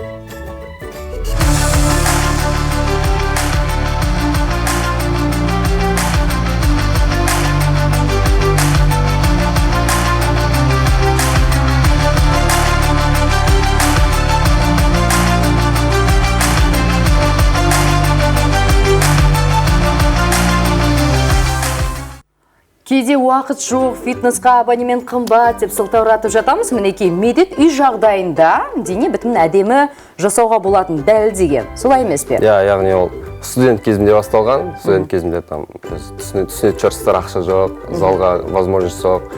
Яғни үйде осы способтардың барлығын өзім жан-жақты қарастырып, жаңағы бутылка арқылы, пятилитровый орамал арқылы дене бітімін жаңағы жаттығулармен өсіруге болатын дәлелдедім қазіргі таңда. 3 жыл бойы трансформациям бар, яғни студенттік кезден қазіргі кезге дейін. Оған қоса сіздің бауырыңыз да бізге өткен хабарда осы жаққа қонаққа болып келген еді, нәтижесін көрдік. Қателеспесек, 2 айда қанша килограмм дедіңіз? 60 күнде минус 20 килограмм. 60 күнде 20 келі. Енді бұл өте керемет көрсеткіш. Ал мына жаттығуларды өзіңіз біреуден үйрендіңіз бе, әлде ғаламтордан қарадыңыз ба? Ізденіс қалай болды? Ізденіс басында ғаламтордан қарадым, бірақ таппадым. Және де өзім не ретінде, тәжірибе ретінде бәрін қолданып, бір апта, 2 апта кетті, 3 ай кетті, 1 ай кетті, соның бәрін көріп, өз тәжірибеме жаңағы уже результат бола бастағаннан бері соны жасай бердім. Өзіңіздің тәсіліңізді ойлап таптыңыз ғой. Сонымен үй жағдайында жаттығу жасау үшін бізге не керек? Бір бөтелке су, 5 литрлі, е? Осы бөтелкемен бізге жаттығу жасап көрсете аласыз ба? Бізге кедергі келтірмейік. Өзіңіз айтып түсіндіре берсеңіз болады. Негізі 2 бутылка болу керек, бірақ бір бутылкамен бір қолға ғана көрсете берсең. Көрсете қойыңыз. Қолға жаттығу жасаймыз ғой, е? Яғни, бізде бицепс бар, трицепс бар. Ол яғни бицепс алды, трицепс арты. Бицепс качтау үшін бізге бірақ упражнение. Можно осылай. Қазір мына жақта неше келі? Мына жерде полный емес, бірақ 4 килограмм. Если полный болса 5 килограмм болады. Яғни бицепс егер полностью толтырып алып, 2 бутылкамен жасауға болады. Және 1 бутылкамен де болады. Бір қолға, 2 қолға 5 подходтан 10-10-нан жасауға да жеткілікті. Тағы да осы бөтелкемен не жасауға болады? Яғни иық, здесь трапеция, плечи и дельты. Можно алдыңғы дельталарды качтауға, ол яғни ұстап алдық келесі түрде. Және де подходпен өзін бөліп істеуге болады. Және де можно трицепс качтауға.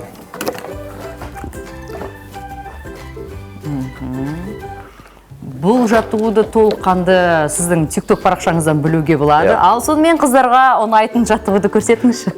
Қыздарға жамбас басшығетін айтасыз ба? Иә. Яғни бутылканы кеудеге ұстап, аяқты кішкене шире плеч ашып, глубокое приседание істеуге болады. Осыны неше рет қайталау керек? Әдемі бұл жүріш? 5 подход, 12-13 повторениеден. Егерде қиналып кетсек, бөтелкені азайтуға бола ма, кішісін алуға болады, е? Болады. Немесе төгіп тастауға болады, и жасай беруге болады. Сонымен, тағы да орамал дайындап қойыпсыз. Иә, орамалда. Орамал бар, оған сіздің көмегіңіз керек болады. Көмектесейін, міне ұстайтын. Я не істеу керек? Бұл жерде можно бицепс және трицепс качтауға сіз былайынан тартып тұрасыз. Ал. Мен астыға қарай тартамын. Сіз үстіге қарай тартасыз. Бұл жерде 2 рөл атқарылады. Сіз бицепс качтайсыз, мен трицепс качтаймын. Жақсы. Ал. Сіз үстіге тартасыз. Үстіге қарай тартамын. Үстіге тартып тұрасыз. 1, 2, 3. Сіз бицепс качтаватсыз, мен трицепс качтап жатырмын. 2 түрде. Үйде бізде Санат бар еді, Санат екеуміз осылай жаттықсақ болады екен. Иә. Және де арқа спинаны качтауға болады, ол жерде жатып істелінетін упражнение. Және де отырып та бицепс качтауға болады, тұрып та нетуге болады. Былайынан ұсталап, арқаны стенкаға тигізіп алып. Яғни сіз осылай бұлшықетіңізді жаттықтырасыз, иә? Иә. Және де егер сіздің осанкаңыз осындай кривой осанка болса, осы полотенце арқылы күнделікті таңертең упражнение жасап түзетуге болады. Көрсете қойыңыз.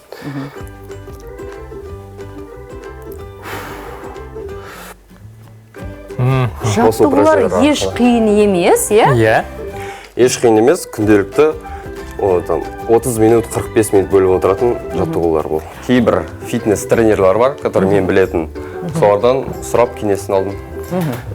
Жаңағы сіздің кашеттау деген сөзіңіз маған өте ұнап тұр, біздің звондау деген сөз секілді қазақша терминін алып кеткен екен. Шынықтыру, иә? Иә, шынықтыру. Негізі қызық сөз. Бүкіл жастар қолында достарым арасында бұл сөзді естеймін. Иә, жалпы енді осылай бүгін бағдарламамызға келіп, жаттығуларды көрсетіп кеткеніңізге көп рахмет. Әлеуметтік желіңізде де осылай дамып, ары қарай адамдар көбейе берсін, жаттығып сізбен бірге дами берсін деген тілектеміз. Расымен де бүгіннен бастап мен сіздің TikTok парақшаңызға тіркелемін. Иә, бізде Диана да TikTok-тың жарқын жұлдыздарының бірі. Әттеген-ай білгенде мен ұялы телефонымды алып келіп, мына жерде TikTok түсіріп алатын ем. Иә, бірақ көйлектемін, ыңғайсыз. Негізі өмір бойы әдемі және дене бітіміңіз әдемі сымбатты болып жүру үшін спортпен айналысу керек және де бет күтіміне аса қатты назар аудару керек. Ол үшін біздің кәсіби мамандар бар.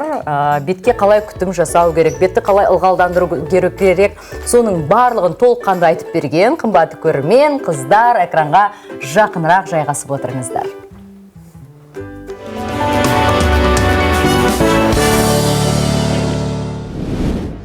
Қайырлы таң, құрметті көрермен, әдеттегідей сұлулықтың құпиялары біздің айдарда көптеген қыз-келіншектің бет күтімінде ұмытып жататыны ол ылғалдандыру. Иә, әрине ылғалдандыру, сондықтан біз Зейне ханыммен бірге бүгін сол туралы айтамыз.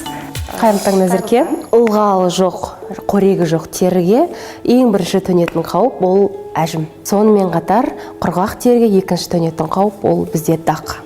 Яғни күн сәулесінен түскен ультрафиолеттің әсерінен болатын дақ, яғни біздің бетіміздегі меланин деген ферменттердің барлығын терінің бетіне суырып алады. Үй жағдайында, мысалы, бүгін маскаңыз, креміңіз бітіп қалған болатын болса, қарапайым үйдің асханасында бар, мысалы, банан және күнделікті қолданатын қаймақты қолдансаңыз болады.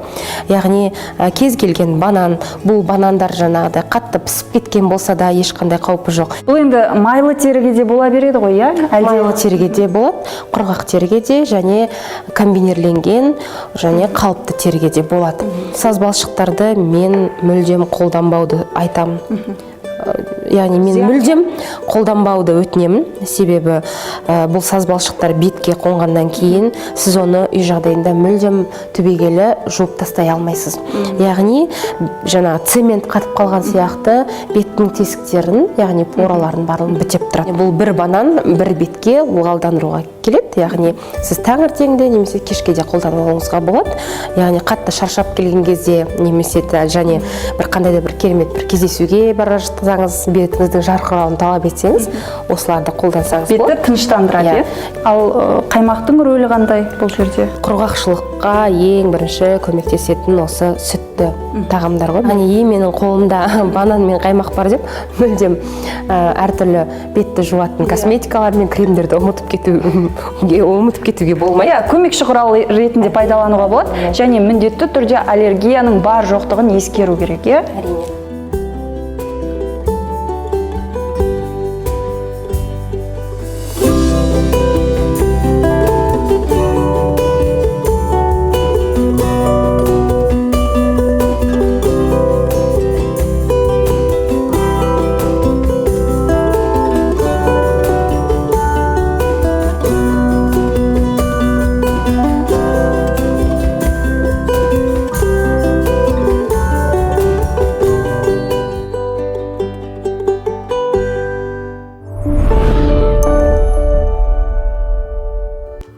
Мінекей кәсіби маманның кеңесіне құлақ тұрдық, бірақ осы жерде ескере кету керек. Егерде беттеріңізде безеу болса, беттеріңіз жарақаттанған болса, бұндай масканы қолданбау керек. Өйткені жаңағы банан, қаймақ асқындырып жібереді. Және де беттегі неше түр жаралар бар ғой, солар қабынып кетеді. Сол себепті қымбатты қыз-келіншектер, егерде беттеріңізде бір безеулер немесе жаралар болса, міндетті түрде кәсіби маманға барыңыздар. Олар өздері сіздерге беттеріңізге арналған арнайы маска жасап береді.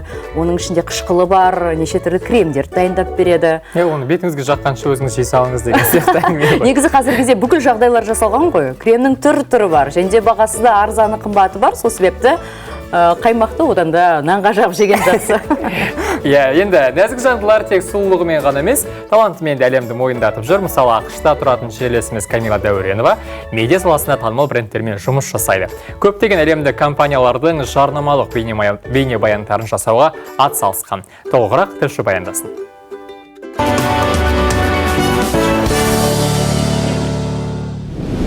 Камила Дәуренова Нью-Йорк қаласында бейне-инженер болып жұмыс жасайды. Нақтырақ айтсақ, музыкалық клиптер, жарнама, бейнероликтерін редакциялайды. Бүгінде оның медиа саласында жетістіктері аз емес. Отандасымыз Nike, Michael Kors, Dior, Puma және басқа да әлемдік брендтермен жұмыс істейді. Недавно музыкальный клип, который я редактировала. Таяуда мен редакциялаған музыкалық бейнебаяндардың бірі Таймс-сквердегі билбордтардың бірінде көрсетілді. Өкінішке қарай мен оны өз көзіммен көре алмадым. Маған достарым видеоға түсіріп жіберді. Бұл мен үшін үлкен тосын сый болды. Қуанышымда шек жоқ. Камила оқушы кезінде хирург болуды армандаған. Мектеп бітірген соң Назарбаев университетіне түсті. Алайда мамандық таңдаудан қателескенін түсініп, Нью-Йорк университетінің оқу грантын жеңіп алды. Камиланы алда көптеген жобалар күтіп тұр. Оның бірі кино түсіру. В прошлом году мне дали грант на создание короткометражного. Былтыр мен жазған сценарий қысқа метражды фильм түсіру грантын жеңіп алды. Сценарий бойынша оқиға желісі Қазақстанда болады. Оны біз келесі жылы осы елде түсіреміз. Оқуды бітірген соң Камилаға MTV телеарнасы ұсыныс жасады. Ол жерде жерлесіміз 6 ай істеген соң басқа медиа агенттікке ауысты. Қазір Камила өзінің шығармашылық қырларын дамыту үстінде. Жастарымыздың осындай әлемнің түкпір-түкпірінде жүріп, биік белестерді бағындырып отырғаны шынымен де көңілімізге демеу, қуантып отырады осылай. Оған қоса бізде ғылыми, тарихи жаңалықтарында мұндай бір қызық бар екен. Еуразия ұлттық университеттерінің ғалымдары осыдан 4000-ға жуық жыл бұрынғы тас құрылысты пирамиданы тапты. Мәдени нысан Шығыс Қазақстан облысы Абай ауданы Тоқтамыс Батыр ауылына жақын Қырық үңгір қойнауынан табылған. Ол салмағы 1 тоннаға жуық тастармен тұрғызылған екен. Оның жанындағы 6 бұрышты тас құрылысты ескерткіштің қабырғаларынан жылқы суреттері табылды. Тас құрылысты ескерткіш Еуразия даласында ешбір жерде кездеспейді. Бұл сол кезеңде металл игерген әлеуметтік үстем тап өкілдері болғанын көрсетті. Металдан жасалған жебе ұштар мен тастан жасалған жебелер табылған. Ары қарай да жалғастырай, Қазақстан қор биржасындағы сауда-саттық қорытындысы бойынша доллар 1 теңгеге арзандады. Бұған дейін 1 доллар 426 теңге 26 тиын болса, 16 тамыздағы ресми бағам 425 теңге 16 тиын еді. Бүгінде Алматыдағы ақша айырбастау пункттерінде доллар 425 теңге 25 тиынды сатылсам, сатып алу 426 теңге 78 тиын. Нұр-Сұлтандағы ақша айырбастау пункттерінде доллар 425 теңге 9 тиыннен сатылады. Ал сатып алу құны 426 теңге 35 тиын. Осындай кезде долларың болмаса санай алмай қалай екенсің. Әттеген ай. Тиын жүрген кім бар дейсің ғой. Ал президент дегеніміз кім, банк дегеніміз не, ақшада кімнің суреті болу керек деп ойлайсың. Дәл осы сұрақтарға үлкен адамдар жауап береді. Көзқарас айдары бірге көрейік.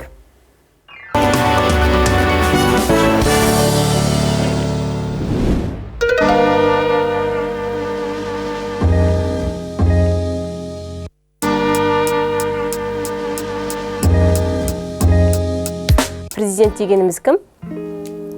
Ол жақсы адам. Қорғаушы. Кімді қорғайды ол? Адамдарды. Анар апай. Потому что он мықты қазақта главный. Бізді президент. Тоқаев тоже главный. Бәрі президентте. Атын қалдым. Президент қандай адам деп ойлайсың? Жақсы адам. Сабақты беске, бүкіл сабақты беске оқыды. Тағы да ақылды.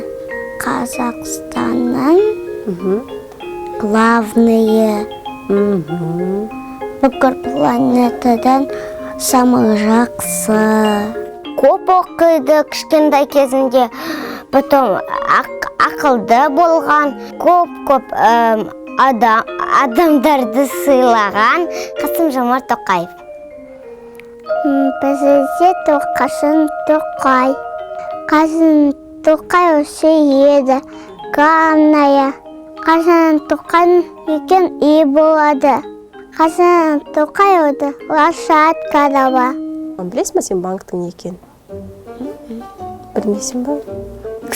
Кішкен көп ақшады берес, маған көп ақша береді. Ақшалар көп болады. Ұзықлар әкет қалмау үшін. Ақшалар салаттан сонда қағаздар, тиындер, көп нәрселер салатын нәрселер. Маған айтшы, банк деген не екен білесің бе? Я. Не ол? Банкада ол агушида, помидорда шығады. Соғаны агуши седі, аша агуши шымейді. Тәтті агуши слейді. Не себепті адамдар ақшасын банкке сақтайды? Жоғалтпасын деп. Ал сенің банкке ақшан бар ма? Жоқ, тоқа копилкта бар. Ақшаның сыртына кімнің суреті тұру керек деп ойлайсың? Қасым-Жомарт Тоқаевтың. Папа, мама. Не себепті папа, мама? Потому что надо көп ақша бар. Миллиард. Қағаз ақша болады осындай, соның сыртына сурет болады. Сол жерге кімнің суреті тұру керек деп ойлайсың? Атайынды, президенттің. Адамдарды. Адамда сурет салатқылашқан ақшаны. Расымен де бала тілі бал, бірақ кейбір балақайларды мен кішкене түсінбей отырдым. Ата-анасы түсінетін шығар. Осындай сәтте балақайларды мектепке дейін дайындау керек. Бір кемсіздіктер болса, әріптерді айта алмайтын болса, арнайы логопед, психолог бар. Олар міндетті түрде сол балақайлармен қалай жұмыс істеу керекке, неден бастау керектігін айтып тұрады. Айтпақшы, бағдарламамыздың екінші бөлігінде психолог маман, яғни логопед психолог келіп өзінің кеңестермен бөліседі. Сондықтан қымбатты көрермендер, экраннан алыстамаңыздар. Сондай-ақ түсініксіз нәрселердің қатарында ЭЦХ кілтін алу да бар. Қалай аламыз, кезекке тұрамыз, жаңағы халыққа қызмет көрсету орталықтарын жағалаймыз. Ал дәл қазір Махамбетұлы, Құдай берген Махамбет әлі, кешірім өтінем, Айдос айдарында сіздерге жақсылап түсіндіріп береді. Электронды цифрлы қолтаңбаны қалай аламыз? Түкте қиындығы жоқ. Ол үшін кез келген браузер арқылы егов порталына кіреміз. Электронды цифрлы қолтаңбаны онлайн алу бөлімі бар, соған өту керек. Сармен белгіленген сәйкесінше онлайн сұрау бөлімі бар, веб-камера орнатылған және NCLR қосылу орнатылған көрініп тұр. NCLR бұл кілттермен жұмыс істейтін арнайы қосымша. Онты арнайы орнатып алу керек, орнату мүлдем қиындығы жоқ. NCLR-ді жүктеп алу дегенді бассаңыз болған. Дәл қазір біздің алдымызда сіздің ЖСН-іңіз, яғни жеке сәйкестендіру нөмірі мобильдік азаматтар деректер қорында тіркелмеген айтып қызыл белгімен көрініп тұр. Тіркелу үшін операторға бейне қоңырау арқылы жүгінуге болатынын айтады. Яғни анықтамада жазылғандай кеңес виртуалды көмекшіні ашып, ондағы қоңырау бөлімде халыққа қызмет көрсету орталығын таңдаймыз және мұнда бейне қоңырау шалуға мүмкіндік бар. БМК-да номер тіркеліп тұр. Жақсы, рахмет. Дәл осы сәтте веб-камера не үшін қажет болғанын түсінесіздер.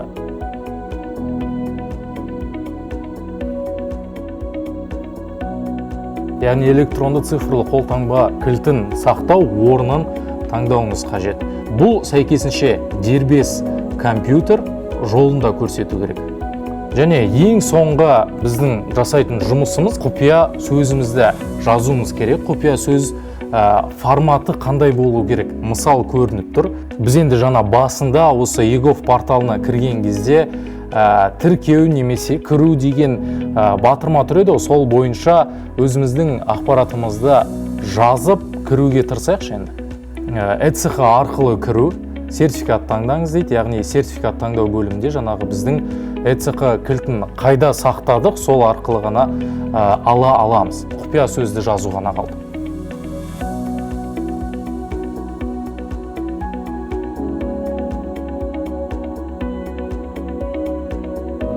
Мінекей порталдың оң жақ бөлігінде аты жөнім және мен туралы ақпарат жазылған. Яғни осында электронды үкімет порталында қолданылатын кез келген қызметті мен енді пайдалана аламын.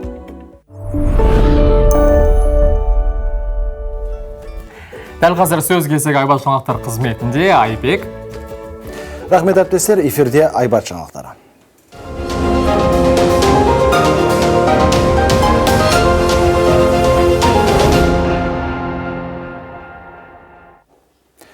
Алматы Нұрсұлтан бағытындағы ұшақтың бір билеті 250 мың теңге. Эйр Астана компаниясының бағаны бұлай қымбаттатуы қоғам наразылығын туғызды. Ішкі рейстердің құны неге 1000 құбылат? Айбек Қосан анықтауға тырысты. Бір компания өзін жоғары деп мемлекеттің органдардан жоғары жөнбесе, ол қандай мемлекетпіз біз онда? Заңгер Марат Башимов Эйр Астана және оған қарасты Fly Arslan компанияларының баға саясатынан наразы. Маман нарықтағы монополист мекеме әуе билетінің құнын аспандатқаны ақылға сыймайды дейді. 250 мың теңге деген тіпті қазір қарапайым азаматқа 40 мың да ол әскери үлкен ақша. Ауық өтті, қалталарын толтырып, деп тіпті суперприбыль алып отырған деген. Аудар әлі көзқарастар сондай. Мәселен, әлеуметтік желіде тараған мына скринде Астана мен Алматы бағытындағы бір орынның құны 250 мың теңге деп көрсетілген. Халықты ашындырғаны да осы, ал компания өкілдері мұны техникалық ақауға аудара салды. Эйр Астана ішкі аудитті жүргізіп, онлайн билет сату агенттігінің сайтында техникалық қате болғанын анықтады. Соның салдарынан шетелдік әуежайларға қону мен ұшу құны көрсетілген. Агенттік әуе компаниясына техникалық қатенің жойылғанын растайтын ресми хатты жіберді. Алайда белсенділер компания үнемі ойына келген бағана қояды дейді. Журналист Денис Кривошеев Эйр Астананың өзге де былықтарын тізіп шығыпты. Ей управляет английский менеджер. Компанияда шетелдік мамандар көп. Олардың жалақысы қазақстандық әріптестеріне қарағанда анағұрлым жоғары. Компанияның 51% самұрық қазынаға тиесілі екенін ескеру қажет. Елдегі әуе саласын қалыптастырмай, тек халықтың қалтасын қағып отырған Фостер бастаған басшылық құрамды отставкаға кетіру керек. Айта өтейін, президент 2 жыл бұрын ішкі рейстердің құны кейде батыс елдерінен қымбат екенін айтып, мұның себебін анықтауды тапсырған еді. Бәсекелестікті қорғау агенттігі тексеріске компания кедергі жасады дейді. Тергеп тексеру жүргізу аясында акционерлік қоғам тарапынан, яғни қызметкерлер тарапынан тергеп тексеру жүргізетін лауазымды тұлғаларға сол объект дегеніміз сол акционерлік қоғам тергеп тексеру объектісіне тиісті ақпараттық құралдарға, ақпараттарға қол жеткізуге кедергілер жасаған болатын. Агенттік компанияны сотқа беріп жеңіс шығыпты. Енді құжаттарды қолға алып тексеруге кіріседі. Эйр Астана баға саясатын ұстанды ма, әлде негізсіз аспандатып жіберді ме? 5 айдан кейін бітетін тексеруде осы мәселе анықталуы тиіс. Айбек Қосан, Айбат, жаңалықтар қызметі. Ақтөбе ауруханалары антирекорд орнатты. COVID-19-ның ауыр түрімен төсекке таңылған науқастарға күніне 1500 баллон оттегі қажет. Оны жеткізетін жергілікті зауыт өткен жылы аурудың өршіп тұрған кезінде 3 есе аз оттегі қажет болғанын айтады. Қазір Ақтөбе ферроқорытпа зауыты ауруханаларға тәулігіне 765 дана оттегі баллонына дейін әкеледі. Бірақ бұл жеткіліксіз, өйткені ауыратында саны артпаса азаймай тұр дейді дәрігерлер. Қазір стационарларда орын жоқ, жансақтау бөлімінің жартысы бос емес. Мамандар аурудың шарықтау шегі әлі алда деп ескертеді. Жағдайдың нашарлауына байланысты мына облздрав бастықтары бізге сұйық оттегіні тиюге мүмкіндігіміз бар ма деп сұрақпен хабарласқан. Қазіргі уақытта біз екінші учаскемізді дайындап жатырық сұйық оттегін тию үшін. Бірінші 1 тонналық ыдыс толтырылады, содан кейін 6 тонналық ыдыс.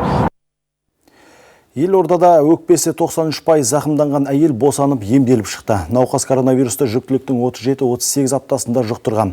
Ауруханаға ол өте ауыр халде түсіпті. Дене қызуы көтеріліп, қатты жөтелген.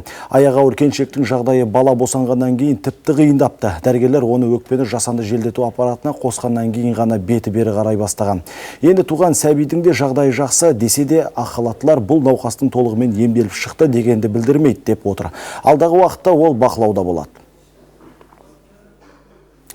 Елде бензин бағасы тағы қымбаттауы мүмкін. Жанар-жағармай соңғы жарты жылда 15%-ға дейін өскен. Шілде айында АИ-92 маркалы 1 литр бензин орта есеппен 173 теңгеден сатылған. Бұл өткен аймен салыстырғанда 0,9%-ға көп. Сарапшылар өсім тағы да болуы мүмкін деп отыр. Себебі жанармай бағасы Ресейде де қымбаттаған. Көрші елде АИ-92 маркасы қазір төл ақшамызға шаққанда 270-290 теңге аралығында сатылып жатыр. Яғни бізден 100 теңгеге қымбат. Ал бұл түбінде жанармайдың Қазақстаннан Ресейге заңсыз тасымалданып, елде бензин тапшылығы тудыруы мүмкін дейді экономистер.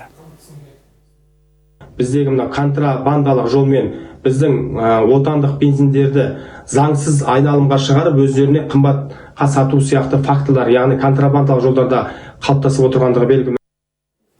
Түркияда алапат тасқыннан қаза тапқандар саны 77-ге жетті. Тағы 47 адам жоғалғандар санатында. Аса зардап шеккен Кастамону және Синоп провинцияларында. Құтқару жұмыстары жалғасып жатыр. Қауіпті аймақтардан 2400 адам көшірілген. Олар арнайы орталықтар мен шатырларға орналастырылды. Апат салдарымен күреске $14 миллион қаражат бөлінген. Бізге берілген уақыт осымен тәмам. Жаңалықтармен таныстырған мен Айбек Намазбаев. Қазір жарнамадан кейін Оян Қазақстан.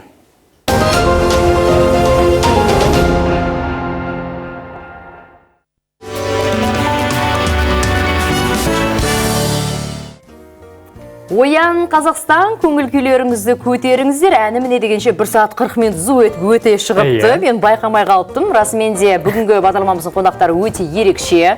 Жаңа бірінші бөлікте уәде еткендей бағдарламамызға психолог, логопед келді. Таныстыра кетсең, Ердана. Бізде Бақытгүл Нұриддинова, психолог әрі логопед, балалардың тіл мүкістігіне байланысты жұмыс істеу бойынша шебер маман. Дәл қазір бізге осындай ойыншықтармен, арнайы заттармен және өзінің кішкентай ғана ассистентпен бірге келіп отыр. Есімі Еркежан, е? Қайырлы таң. Көңілдеріңіз керемет деген сенімдеміз. Негізі Ердана өзің жақсы білесің ғой. Кішкентай балақайлармен біз нәнә дейсің ба, піс дейсің ба деп еркелеп сөйлейміз. Ол балада сөйтіп сөйтіп үйреніп қалады. Бірақ ол үлкен қате жіберіп жатамыз. Әрине. Сіздің айтуыңыз бойынша баланы 3 жасқа дейін арнайы методикамен сөйлеуді үйрету керек екен, мінекей ойыншықтарыңызды ала келіпсіз. Осы жайлы айтып берсеңіз. Жалпы баланы туылғаннан бастап келейін. Сәби шыр етіп дүниеге келгеннен бастап оның дауыс ырғағы шыға бастайды. 1 жасар баланың өзі 10-15 сөзді жеке-жеке айта алу керек. Енді осы жерде ата-ананың мән беретіні, егер де 1 жасар бала еркін, анық, ішем, жеймін, бер, мама, папа деп айтып тұрса, қорқатын жағдай жоқ, бала сөйлеп тұр. Енді осы жерде бала бұлдырлап тұратын болса, осы кезеңнен бастап ата-ана мән беру керек. Бізде 3 жасқа дейін баланың ойлау қабілеті, сөйлеу қабілеті ол жүріп, танып, көріп өседі. Егер балада осындай 1 жастағыдай жаңағыдай ақаулықтар болатын болса, ата-ана 3 жасты күтпей, дер кезінде 2 жастан бастап, 2,5 жастан бастап, невропатологтан бастап жұмысты бастау қажет. Өйткені сәбидің туған кезде патологиялық тұрғыдан болуы мүмкін, әртүрлі жағдайлар әсер етуі мүмкін. Ал енді осы кезеңде ата-аналар 3 жасқа дейінгі немесе 4 жасқа дейінгі балалармен біз қалай жұмыс жасаймыз, тыңдамайды дейді. Міне осындай кезеңдерде түрлі құралдар арқылы жұмыс жасауға болады. Яғни баланың дыбысын шығару арқылы тікелей 3 жасқа дейінгі, 4 жасқа дейінгі баламен жұмыс жасау өте қиын. Егер де баламен моторикамен жұмыс жасаған кезде үйде мынандай ойыншықтар барлығында бар. Айтып қарасақ, санаудың өзінде бәр. Енді осы жерде ата-ана не істеу керек? Міне түстерді үйрету арқылы, баланың зейінін қалыптастыру арқылы және де бәр. Қараңыздаршы, ата-ана өзі жымиып, аузын ашып сөйлеу керек. Осы кезде ата-ананың әрбір шыққан дыбысы балаға жаттық болады. Яғни қайталайды ғой ол. Ата-ана қалай сөйлейді, бала соны қайталайды. Сол үшін де құрметті ата-аналар тез-тез сөйлеудің қажеті жоқ. Бәр, жымиып ауызды ашып, 2, 3. Қарап отырсаңыздар, әрбір дыбыстың өзінің айтылу формасы бар. Егер де осы формамен балаларға айтатын болсақ, балалардың тілінің дұрыс шығуына біз көп көмектесеміз. Яғни балаларыңыз қандай ойыншықпен ойнап отыр, сонымен бірге ойнаңыз, бірақ зейінін қалыптастырып, вниманияны өзіңізге аудартып, тілін анық шығаруға көмектесу керек. Расымен де біз осындай ойыншықтарды сатып аламыз да, не үшін қажет екен білмей, қарашы деп өзімізде ойнап отырамыз. Мінекей тағы да бір ойыншықтарды алып келіпсіз. Міне қараңыздар, бұл жерде қарасақ, балаға моторикасын дамиды, мынандай заттар, дәндер барлық үйде бар.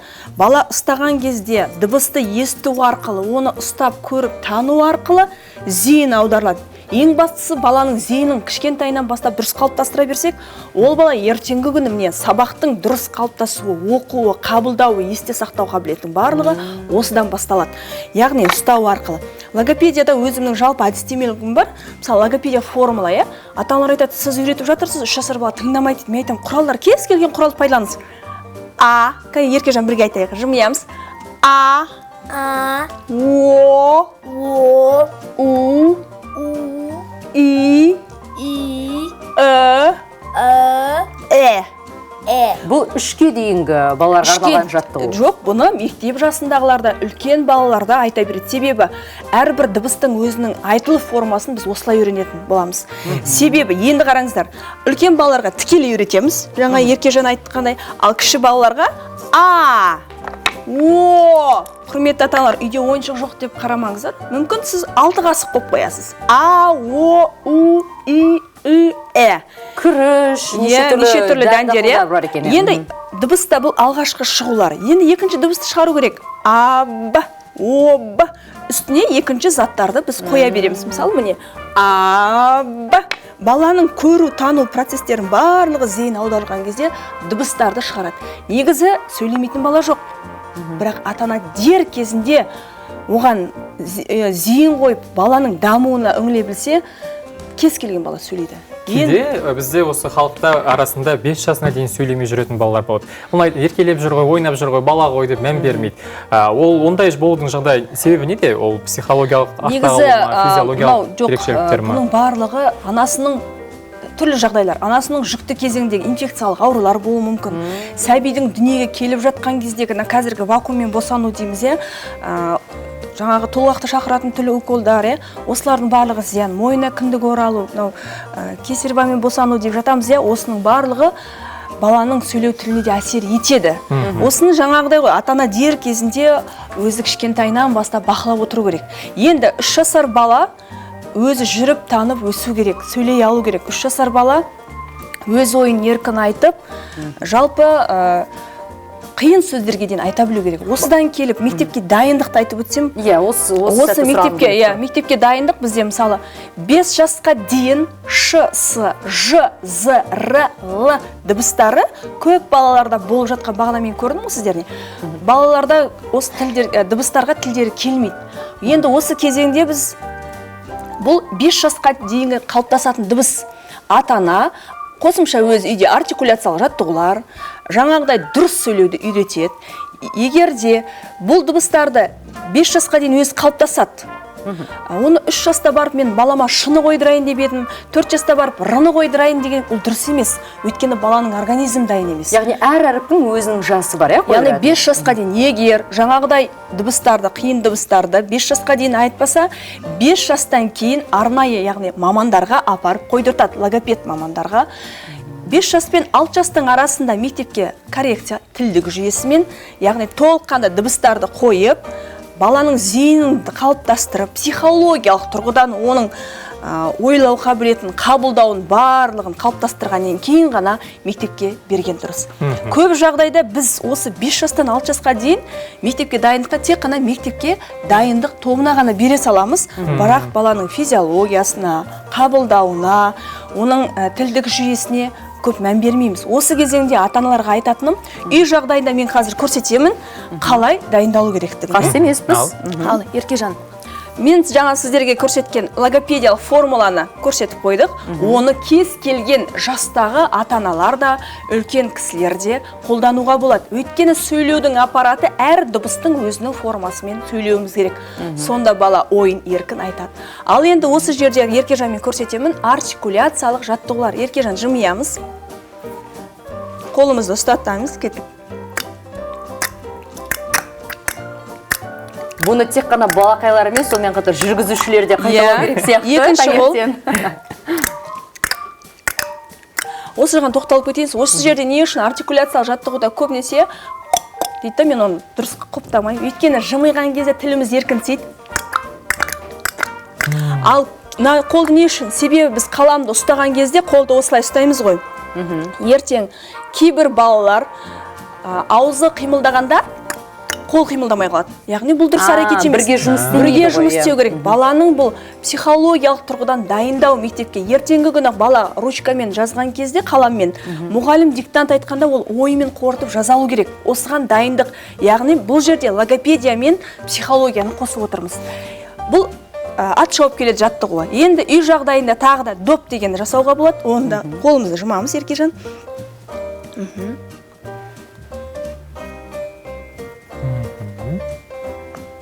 Екінші бетімізге. Төмен. Жоғары. Айналдырамыз. Расымен де ауыз бұлшығы оянады. Осы жерде де көп балалар жаңағы біздің ат шауып келетіміз ол оңай түрі. Екінші осы допқа келген кезде көп балалар аузына тілін айландырғанда қолдары жұмыс істемейді. Міне, бұл бала не психологиялық тұрғыдан да осындай балаларға жұмыстарды жасату арқылы мектепке үй жағдайында да ата-ана дайындай алады. Есіңізде ме осындай ойындар бар еді ғой, ішіңді сипалайсың да, басыңнан ұрасың.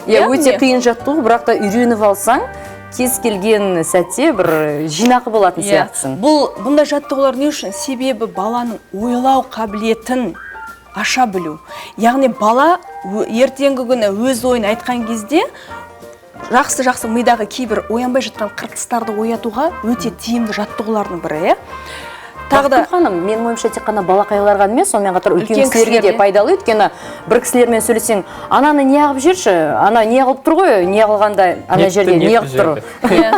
Осындай сәтте үлкен кісілердің өзі ойын жеткізе алмай жатады. Бұл деген не? Бұл дегеніміз үлкен кісілер анау мынау деп паразит сөздерді қосып сөйлейді. Не үшін? Себебі сөйлеу аппараты толыққанды іске қосылмағаннан кейін осылай сөйлегеннен кейін ол ойының бәрі шашыраңқы болады.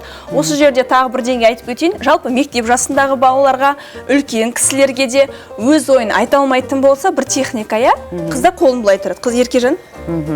Мысалы, жалпы мазмұндама айтқан кезде, осылай ұстап тұрып, оқушылар осылай тұрса, ойы жинақты, жымиып сөйлеген кезде өз ойын еркін жеткізеді, ой шашырамайды.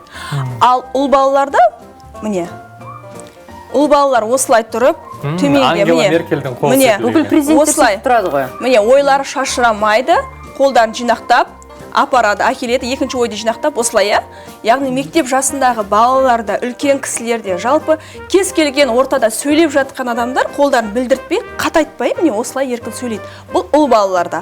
Қыздар міне бұлай еркін жымиып, аузын ашып сөйлеген кезде сөз еркін шығады. Бұның барлығын ең бірінші ата-ана балаға үлгі болып көрсете білу керек. Әрине, оны көріп өскен бала дәл солай қайталайтын. Тамаша, ең керемет сұхбаттардың бірі болды. Расымен де ата-ана егерде күнделікті осы жаттығуларды пайдаланса, жаттығуларды жасаса, менің ойымша қазақ тілінде әрбір тұрғынымыз әдемі сөйлейтін сияқты. Мен тағы бір сұрақ қойғым келіп отыр. Жалпы осындай коррекцияға барса, курсқа баратын болса, онда қанша уақытта тілі жөнделіп шығады? Енді қараңыздар, жалпы мен өзім 14 жылдан бері осы мамандықпен жұмыс жасап келем. Мен ешкімге мынандай уақытта саған нәтиже шығарам деп айтпаймын. Бұл өйткені зат емес қой, бұл дамып жатқан баланың организмі. Кейбір балаларда р дыбысы 3 күнде қойылады, кейбір балаларда 6 айда қояды. Өйткені оның организм дайын емес. Осыдан біздің ата-аналар көбінесе айтады, менің балам ұзақ уақыттығына байланысты деп. Үлкен рахмет. Көп рахмет. Бақытгүл ханым, сізге бізде қонақта болған студияда Бақытгүл Нұриддинова, психолог, логопед. Бізге міне ең пайдалы сұхбаттардың бірін баяндап айтып берді. Ал дәл қазір шыжбыш тамақ жеп алайық.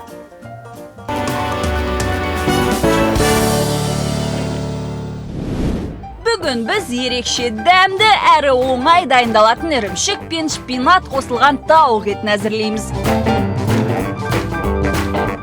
Ол үшін бізге тауық еті, ірімшік, шпинат, зәйтүн майы, мүкжидек, бал, сірке суы қажет. Алдымен ірімшік пен шпинатты ұсақтап турап, араластырамыз. Тауық етінің үстінен тұз, бұрыш, дәмдеуіштер қосып, зәйтүн майын жағамыз. Ортасынан сәл тіліп, ірімшік пен шпинат қоспасын саламыз. Мұның барлығын 160 градуста 25 минут пешке салып пісіреміз. Тауық еті дайын болғанша мүкжидек тұздығын әзірлейік. Ол үшін ыдысқа сірке суын, бал мен мүкжидекті қосып қайнатамыз. Дайын болған тауық етінің үстінен тұздықты қосып, дастарханға ұсына берсеңіз болады. Ас болсын!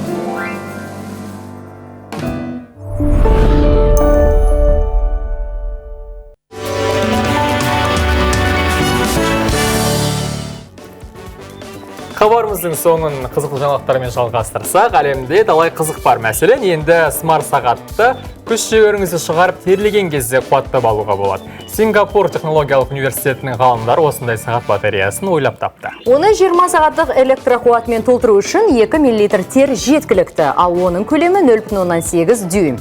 Бау білекке тағылады, оған сіңген тер аккумуляторға жетеді.